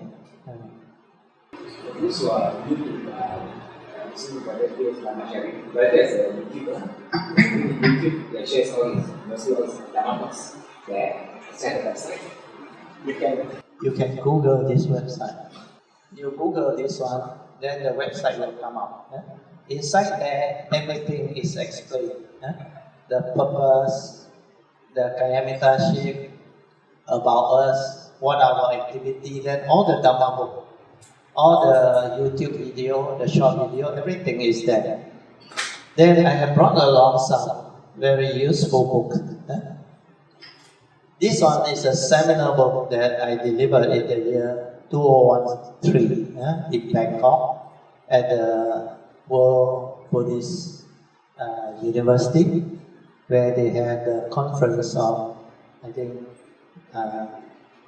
okay, I just read to you. The International Conference on Life Management with Meditation, Experiences and Success, dated 10 to 12 August 2013, held in Bangkok, Thailand, co-organized by the World Buddhist University, the World Fellowship of Buddhists, and the Mindfulness Center. And Brad Thiel was invited to provide a seminar paper at the said seminar as a Malaysian speaker. So this book is very good. Small book, summarize to you all the teaching. Today, what I said mostly inside here. You get hold of this copy, you can understand. Then there's another one, the Essential Buddha Dharma of Lord Buddha. This one was based on a transcript of a talk I delivered at one of the house Dharma in Klang, one of the Kayamita there. You know the Klang people, you might know Nancy. Nancy. So this one also very good. Then this one is for those who are doing the meditation, the awareness-based meditation. This unique Dhamma code is very important, straight from the heart. All the 162 codes, I think 61 or 62 codes, they were shared by me over a period of many years. Then Kayamita find it very useful, very important. They decide to seek my permission to get it printed, so it's here. Then, if you want to learn the whole teaching, this Heart Sutta book is most important. Everything is there. My retreat at Sampo Temple, almost every year, I will use this as a reference. But these are all the teaching that I teach, and they put it into transcript form. It's over 15 months when I was delivering the Heart Sutta at a Mahayana temple, Vihara. Then that one is our simple chanting book. If you like it, you can have it. Okay, these are all for you all. Aloka Buddhist Center. Also, some added copies from previous visit here. So from the Sutra, this is the new one. So Brad Thiel has different books. They are all in the website. If you go to the website, you can find them. Under the website, there will be a menu. You click on the menu, all the various titles of the whatever topic will be down there. Then you click on the various titles, you get to read all the things. How I was invited to start giving Dhamma sharing in the year 2004, and the conditions behind all clearly explained there. Then the attributes of Kayamita, the purpose of this website, to help all those who have the affinity and interest in developing these noble teachings of the Buddha, so that they can develop the wisdom and the understanding to be a blessing to all of humanity. They are all there. It's a very good website where all the important resources of Dhamma and the important teachings, they are all there. If you are a true cultivator, you are interested, you go into the website, it will help you a lot. Very, very complete wealth of teaching. You can also have the teachings of the Mahayana, the Bodhisattva way, they are all inside there. This one is mainly I try to combine the Theravada teaching as the basic foundation to understand the Heart Sutta, the Mahayana teaching. So when you go through this book, you will realize the Heart Sutta teaching and the Theravada teaching, they match. No different. A lot of people cannot understand, they are very confused. They think the Heart Sutta is very esoteric. Form is emptiness, emptiness is form. Form does not differ from emptiness, emptiness. So like very mystical, but no. Through Theravada teaching you can understand. Okay. Yeah, for me it's like I was searching for a teacher that can share the Mahayana view with some basic Theravada explanation, how these two schools work along together. And Pali mentioned share it in English, which I think most of us Abhidhammas we don't really understand anyway. So Mahayana is simply very alien to us. And Pali has given this opportunity for us to actually explore the other different schools and learn it in our normal daily language as English. It's very, very helpful for me. I learned it for all of you. Yeah, especially those who don't understand Mahayana, you don't worry. You can come and see me. I can explain to you. It's no different from the Theravada teaching. It's a perfect match, exact match. Yeah. Make it a Q&A session better, so that we can have more questions, more time, so that you all can ask the question that you have, so that you can develop better understanding. Because the Dharma is very beautiful when you understand it. It's not difficult, not complicated. But if you don't understand, to find the truth is not easy.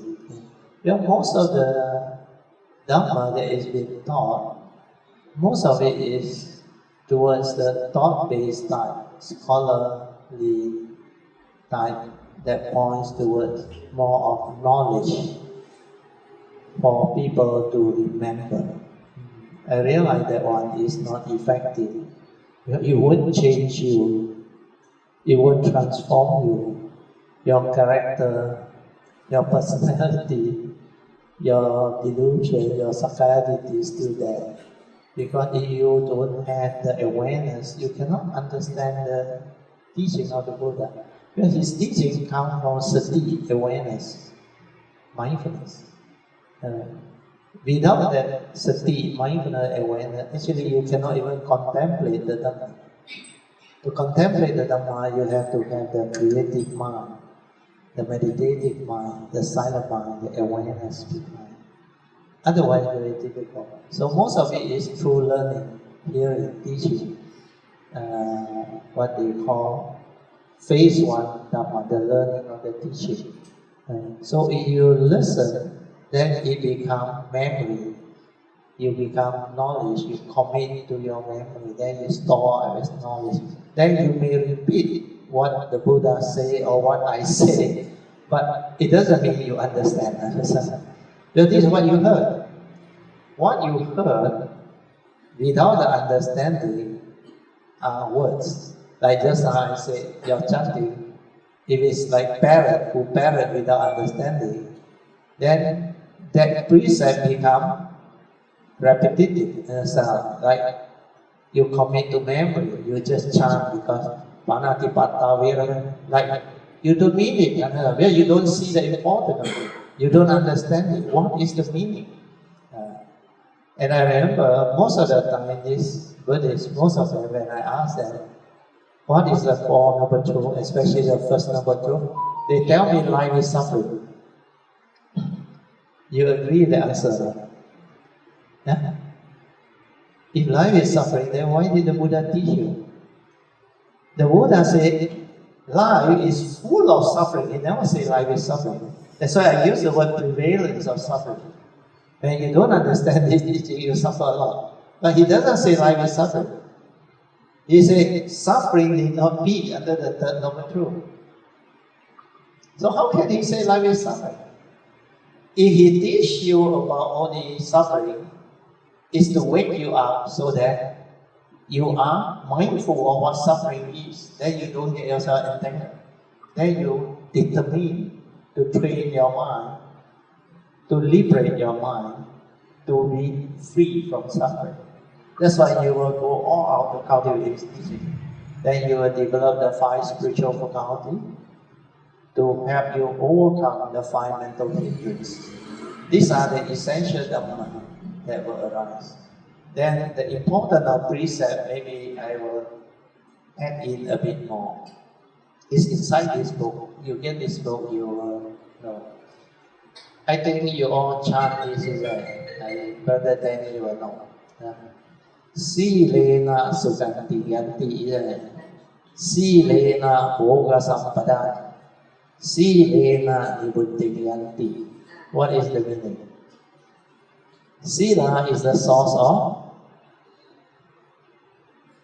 spiritual happiness. Sukanti yanti. So you have sila, you are very happy. Why? Yeah, you don't violate the precept. You don't cause karmic negativity. You don't harm people. You don't cheat people. You don't have the negative karmic condition to make you miserable. That's why most of the time you are happy. Silena sukanti yanti. Then silena bhoga sampada. This one. Sila is the source of spiritual wealth. When you keep your sila, spiritual wealth will be there. Why? Where do you renew your precept? Huh? You do it at the altar, isn't it? You come to the temple, isn't it? Or you ask a Dharma teacher or a monk to guide you with it. That's why you chant, isn't it? You come to this place, you sure learn the spiritual teaching, isn't it? That's why it's a source of spiritual wealth. If you don't renew your precept, you will not have opportunity to listen to Dharma. Don't have opportunity to do the 10 meritorious action. That's why all these are what they call puja, pre and post puja that the Buddha actually prescribed under his teaching. Before you start a Dharma session, you must have all this puja. So when you understand, then you know the importance of sila. If I have sila, it's a source of spiritual happiness, source of spiritual wealth, then I can receive the teaching. Then the last one is what? Silena sukanti nibuddhi yanti. Means precept is the source of spiritual peacefulness of mind. That nibbana, cessation, you can realize it. So when you keep precept, this 3 things grow in you. There is this joy, spiritual wealth, and spiritual peacefulness of mind. If without this, you cannot meditate. That's why the teaching is Sila, Samadhi, and Panya. It's explained in this book. If you don't have Sila, Samadhi, you cannot keep it. When you have Sila, you have joy, you have spiritual wealth, and you have spiritual peacefulness of mind. That's why you can meditate. That's how. That's why to have Samadhi, you must have Sila. Then to be able to develop the training of the practice, which is Sila, Samadhi, and Panya. With Sila, you develop Samadhi, then wisdom will naturally arise. But for you to have this condition, you must have Dana. That's why the Buddha always teach Dana, Sila, Samadhi, and Panya. Why? Dana is generosity. This is what normal Buddhists do when they start. They offer dana, they make donation, they help in whatever activity that can bring about like joy, relieve people's suffering and all those things. So when you cultivate dana parami, you reap what you sow. Means in future you will be blessed with all this wealth, spiritual wealth, and also dana parami wealth. Because the more you give, the more you receive. So this dana parami is very important to prepare you for receiving the condition to meditate. If you don't have Dhanaparami, means you have financial problem, you don't have time for meditation, I tell you. You already worry about your finance. You worry about your commitment and all things. You ain't got time to come and cultivate, listen to Dharma, help out. You don't have time. That's why you must have Dhanaparami. Then at least the Dhanaparami bring forth the causes and conditions for you to have sufficient materialistic wealth, or what they call the Dana merits that generate this type of parami.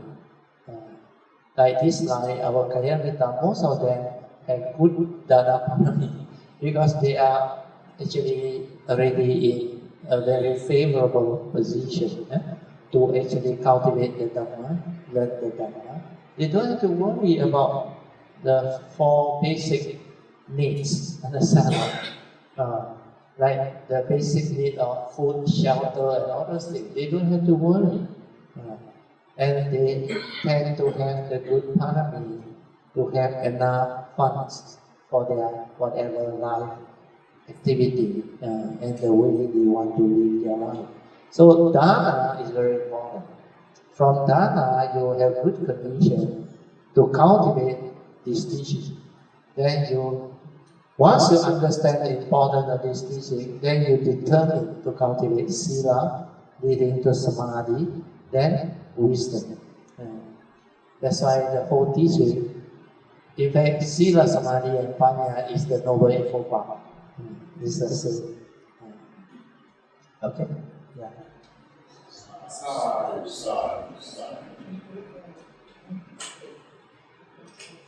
This one, today's talk will be recorded. We will send the link to Jayanta. He will send it to you. In fact, awareness meditation is very different from thought-based meditation. Thought-based meditation, you focus, you concentrate. Then you use your thought to look for things. You follow method technique. Then you do. Who is the doer? Who is the meditator? The thought. When the thought is active, how can you be aware? How can you be mindful? You just need to inquire, you understand. It's like in life. As a human being, we can only do one thing at a time. Okay? What is it that most people do? They think a lot in it. Right? They are most of the time lost in thought, heedless. Worry about life. Planning, thinking, complaining, then inside chattering, daydreaming, dialoguing. When you are doing all this, how can you be mindful? How can you be aware of what is going on within nature, within the moment? So either you silence your mind and stop all this thinking, so that you can be aware within, to know what is going on in life. Sure. The question is, how can you silence and don't think? Because you all have not trained yourself to develop this awareness-based meditation. You understand? When you have trained and developed this ability to be aware, the free mind doesn't think. It's just aware.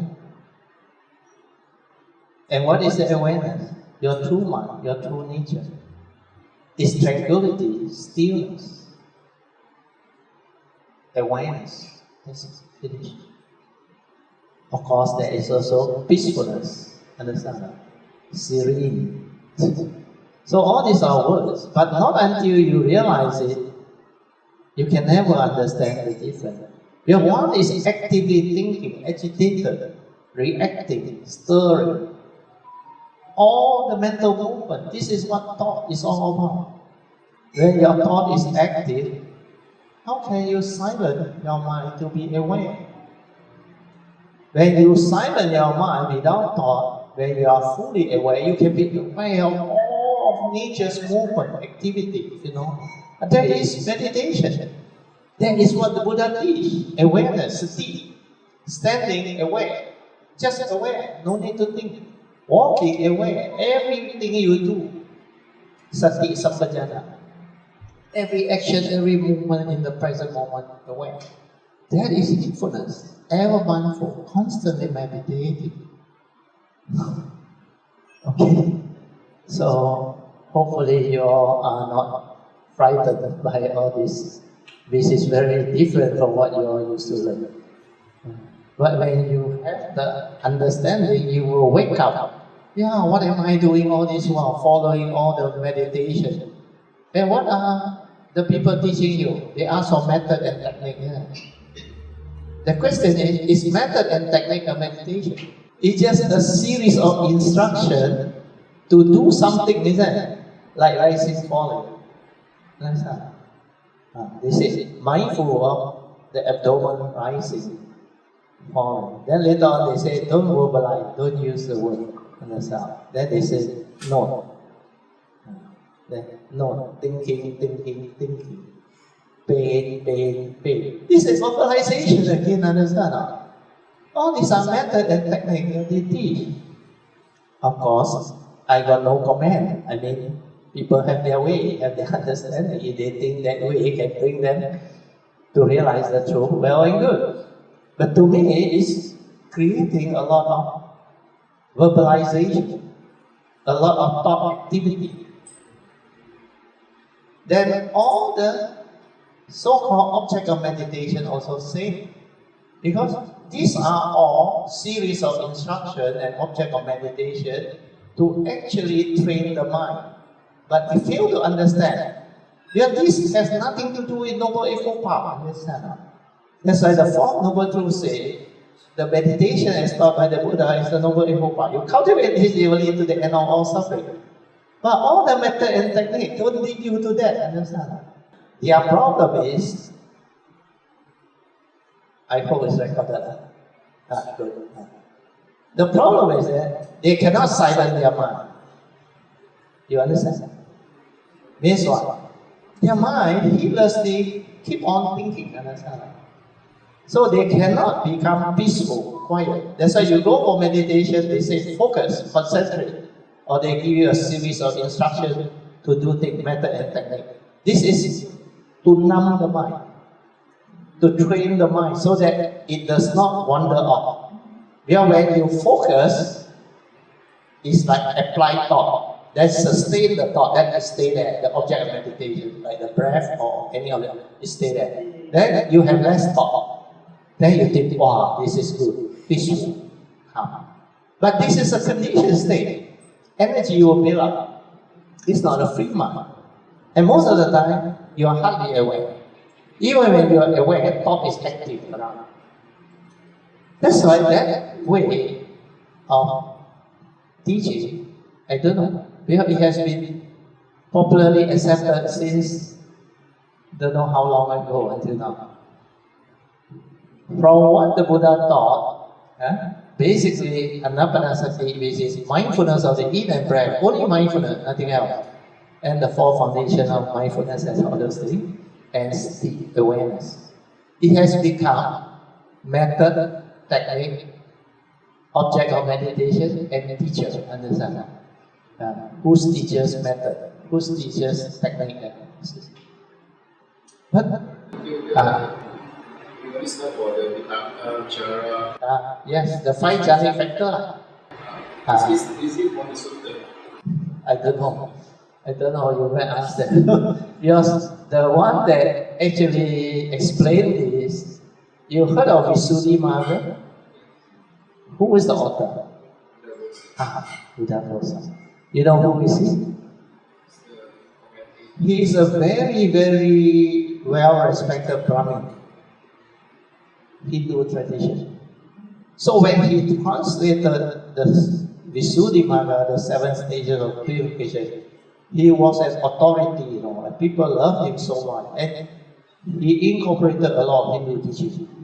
That's why inside the Visuddhimagga, the 40 meditation object is there, the jhana all there, the 5 jhana factor, vitaka, vichara. Once you focus your mind, apply thought and sustain that thought, it's still thought-based, sustain it, you will experience piti. Why? We have no not much thinking, and all thought killed into one point. You apply the thought and you sustain the thought. Then when piti arises, you feel good. It's spiritual calmness, peacefulness. So you thought, this is meditation, good. But you want it repeated, very difficult. So they continue to focus, concentrate, until their piti become very strong, very stable. Then they break away from piti. They break away from vitaka vichara. There's no need to apply thought, no need to sustain thought. Then they can straight away be in the state of piti. Then they develop until they become very calm, very quiet. Then they experience sukha, which is blissful. The mind really very blissful. In the early day, I went through all this. Then after that, the final jhanic factor is ekagata, one-pointedness of mind. Means the mind stay there, one-pointedness, no movement, but the energy will build up. That's why they do jhana, they push up the energy. Some use it to radiate metal. Otherwise, they got no way to release the energy, the thought energy. Very strong, very powerful. So, if you look at the jhanic factor, of all the five, which one is the enlightenment factor? The seventh factor of enlightenment, which one? Only piti, isn't it? The rest of the enlightenment factor not there. Sati is not there, understand now? Basically, like vichara is a virya vichara. You see, vitaka is to apply that thought. Then you sustain that thought. When you sustain that thought, it's not virya. Virya is a spiritual zeal, spiritual tenacity. Means this one is a spiritual tenacity or zeal, the interest to meditate. That's why the seventh factor of enlightenment, the first one is what? Sati. Realize it not? The first enlightenment factor. You must have sati, otherwise you cannot continue. The second enlightenment factor is what? Dharma Vijaya. Investigate the Dharma. So without sati, you cannot investigate Dharma. Sati will bring about the silent mind. The ability to be quiet, to be peaceful, so that you are creative. Then you can investigate the Dharma. Then you are mindful, you are awake. You can observe, you can see how your mind stirs. Then you can look at the essential Dharma that the Buddha did. Dhamma Pada says 1 and 2. If I develop heedlessness, if I act, speak, and think with a heedless mind that has the evil roots of greed, hatred, and delusion, then suffering will follow me. Like the foot that follow like the wheel that follow the hoof of the car. So all this you put to check, you investigate. You get anger, the evil roots of greed, hatred, and delusion, the suffering arises. Where you are heedless, obviously you suffer. When you have the evil root, you break the precept, you commit all the negativity. But verse 2, if I know the danger of the three evil roots and the what they call heedless behavior, then I determine to act, speak, and think with a heedful mind. Means with heedfulness, free of the evil roots of greed, hatred, and delusion. Then happiness will follow me like a shadow that never leaves. And you can investigate. Then you realize, oh yeah. When I don't have the evil root, when I am heedful, I am aware, I don't make mistakes. I can keep my precept, I can develop wisdom, I can have the spiritual faculty to cultivate. Then I realize, hey, it's stand up to investigation. Then Sapa Papasa Kanara, say, Dhamma Pada verse 1 and 3. Then Apamadavaga, verse 21, 22, 23. Say, heedfulness is the path to death. The heedless never die. Whereas heedlessness is the path to the dead. The heedless die. So I check, once I am heedful, I am aware, I never die. Because I can see the Dhamma, I can awaken, I can realize all this. Then when you investigate into all this, you realize it's stand up to investigation. What happened? Your faith in the Buddha and his teaching become unshakable. That's how virya arises.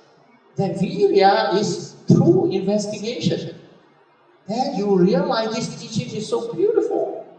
That's why it really drives you to cultivate. So when there is virya, you cultivate sati, awareness, until very stable. And then piti is the fourth enlightenment factor. Then when you cultivate piti, it becomes very stable. The mind becomes very quiet and very still. Then you realize passaddhi. Passaddhi is actually the tranquility of mind, the silent mind, the true mind. Your mind must be a free mind in the state of tranquility. No movement at all. And that is passaddhi. That is the fifth enlightenment factor. Then when you stabilize that, it becomes samadhi. Then with sati and samadhi, you can see things as they are, the direct seeing, the insight into phenomena, you awaken. That's how you develop wisdom. When wisdom is there, it will make the mind equanimous. The equanimity is not through a conditioned state. It's through a free mind that has wisdom. That's how the seventh factor enlightenment comes to be. The last factor enlightenment is equanimity, upekkha. This is how it should be developed. That's why the jhanic factor, now a lot of people come out with a new teaching, two types of jhana.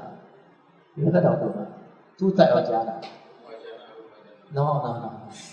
That one is form and formless mind state. The jhana now they are coming out with a new theory. One is the traditional jhana, thought-based one. The second one is awareness-based jhana. They also experience the same, they say, jhanic state, but with awareness. Of course, I got no comment for that explanation, because the two are so different. Is it very close to vipassana? It's not to say it's close to vipassana. You see, the word vipassana, you must understand. What is vipassana? There are two words, isn't it? Vi is the three characteristics. Passana is to insight into. So anything that insight into the three characteristics is vipassana. Understand?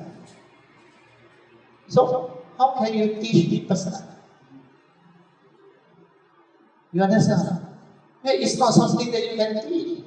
It is something that you have to develop to insight into it. So whatever that can bring about this ability to insight into the three universal characteristics of anicca, dukkha, and anatta is vipassana. So vipassana is not a method. It's not a technique. It's a cultivation. When you understand the cultivation, you silence your mind, you develop the awareness, then this awareness can see things as they are and insight into phenomena.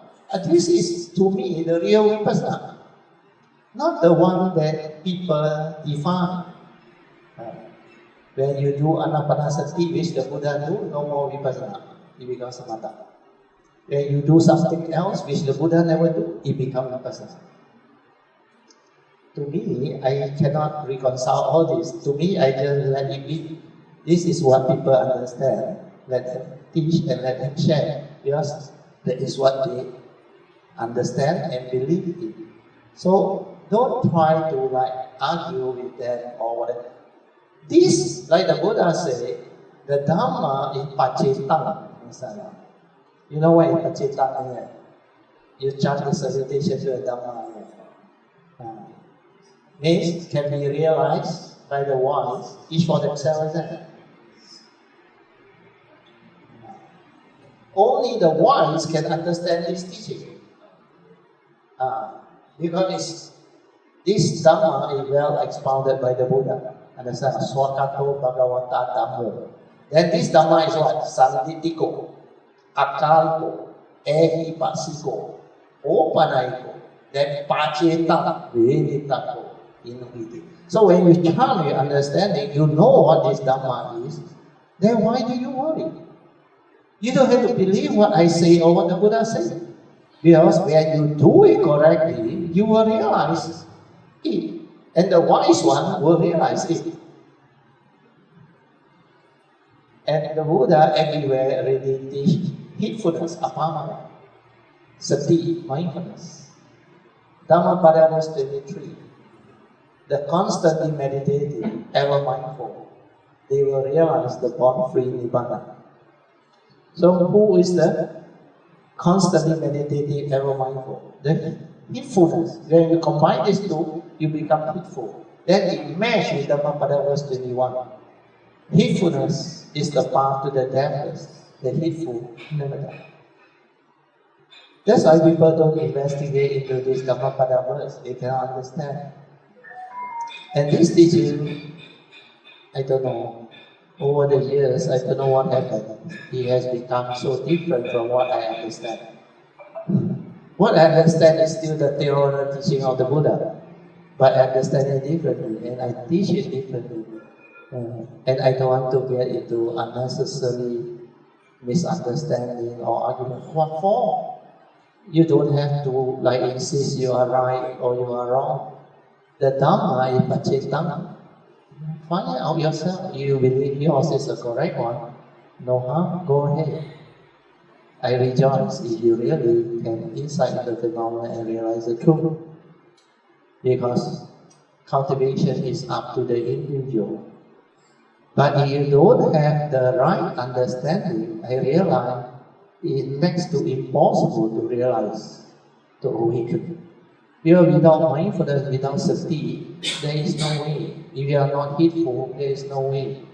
You see, the word, when the Buddha passed away, apamadena sampadeta. You know what the meaning is? Strive on with heedfulness. You know what is the meaning of it? It's not strive on before you have heedfulness. You must strive on with heedfulness. With heedfulness only, you determine with the virya to do it. A lot of people say, strive, I determine, I strive. But without heedfulness, you determine for what? And then strive on, the word is with heedfulness. You don't strive on before you develop the heedfulness. It took them so many years to understand that. That's why the word, if you don't cultivate, you cannot get the deep meaning out.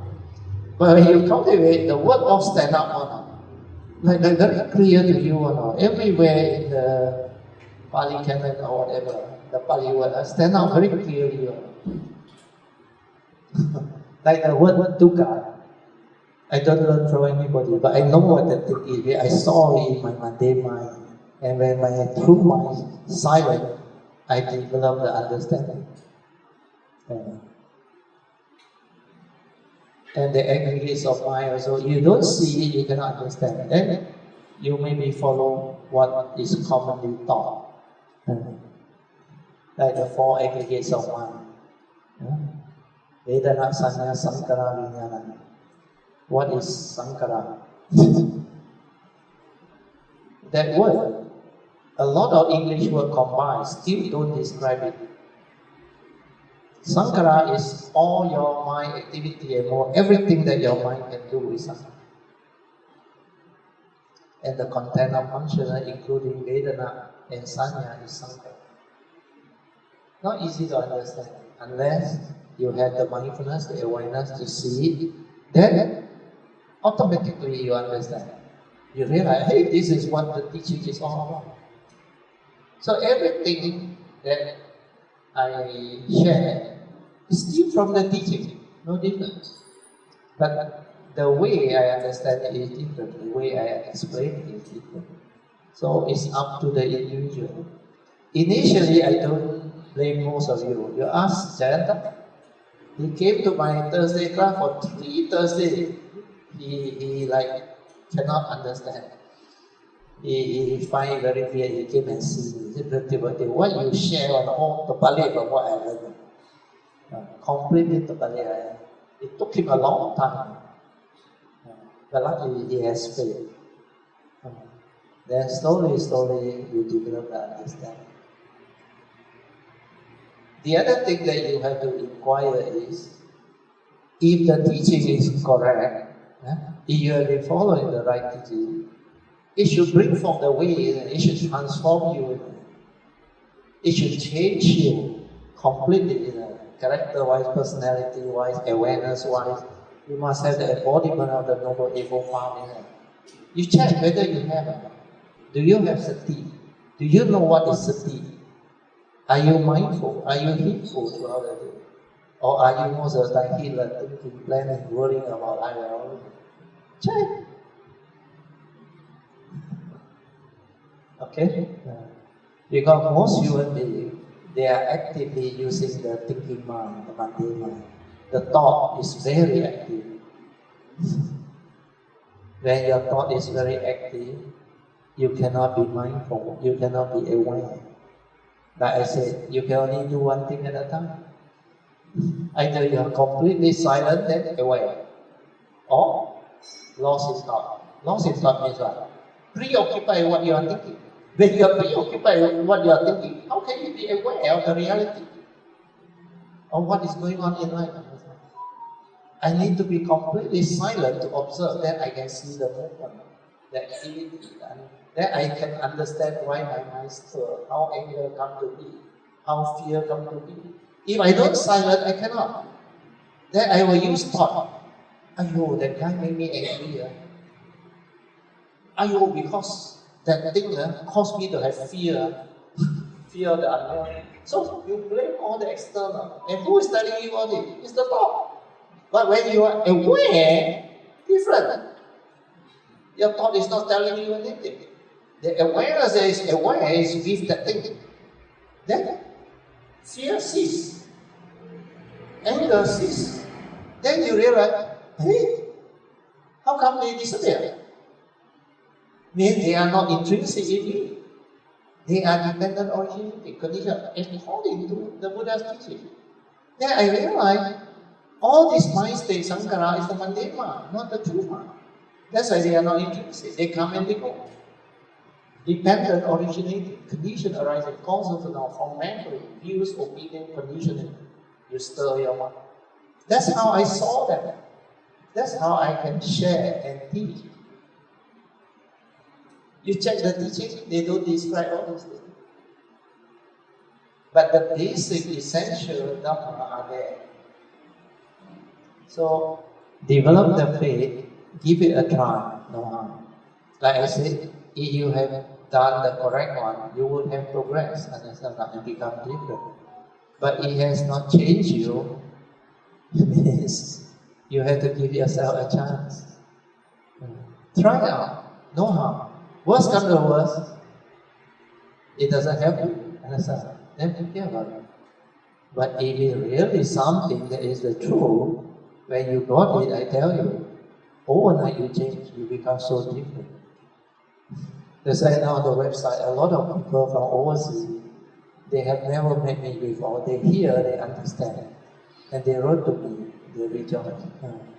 So a lot of things is happening now. Okay? Sadhu, sadhu, sadhu. Yeah. So I will use our version, if you don't mind. Or you want to use your version, up to you. It's okay. Okay. So let us rejoice with all the wholesomeness that we have developed today. Sadhu, sadhu, sadhu. Now let us delegate and share this merits with all beings, starting with the dealers.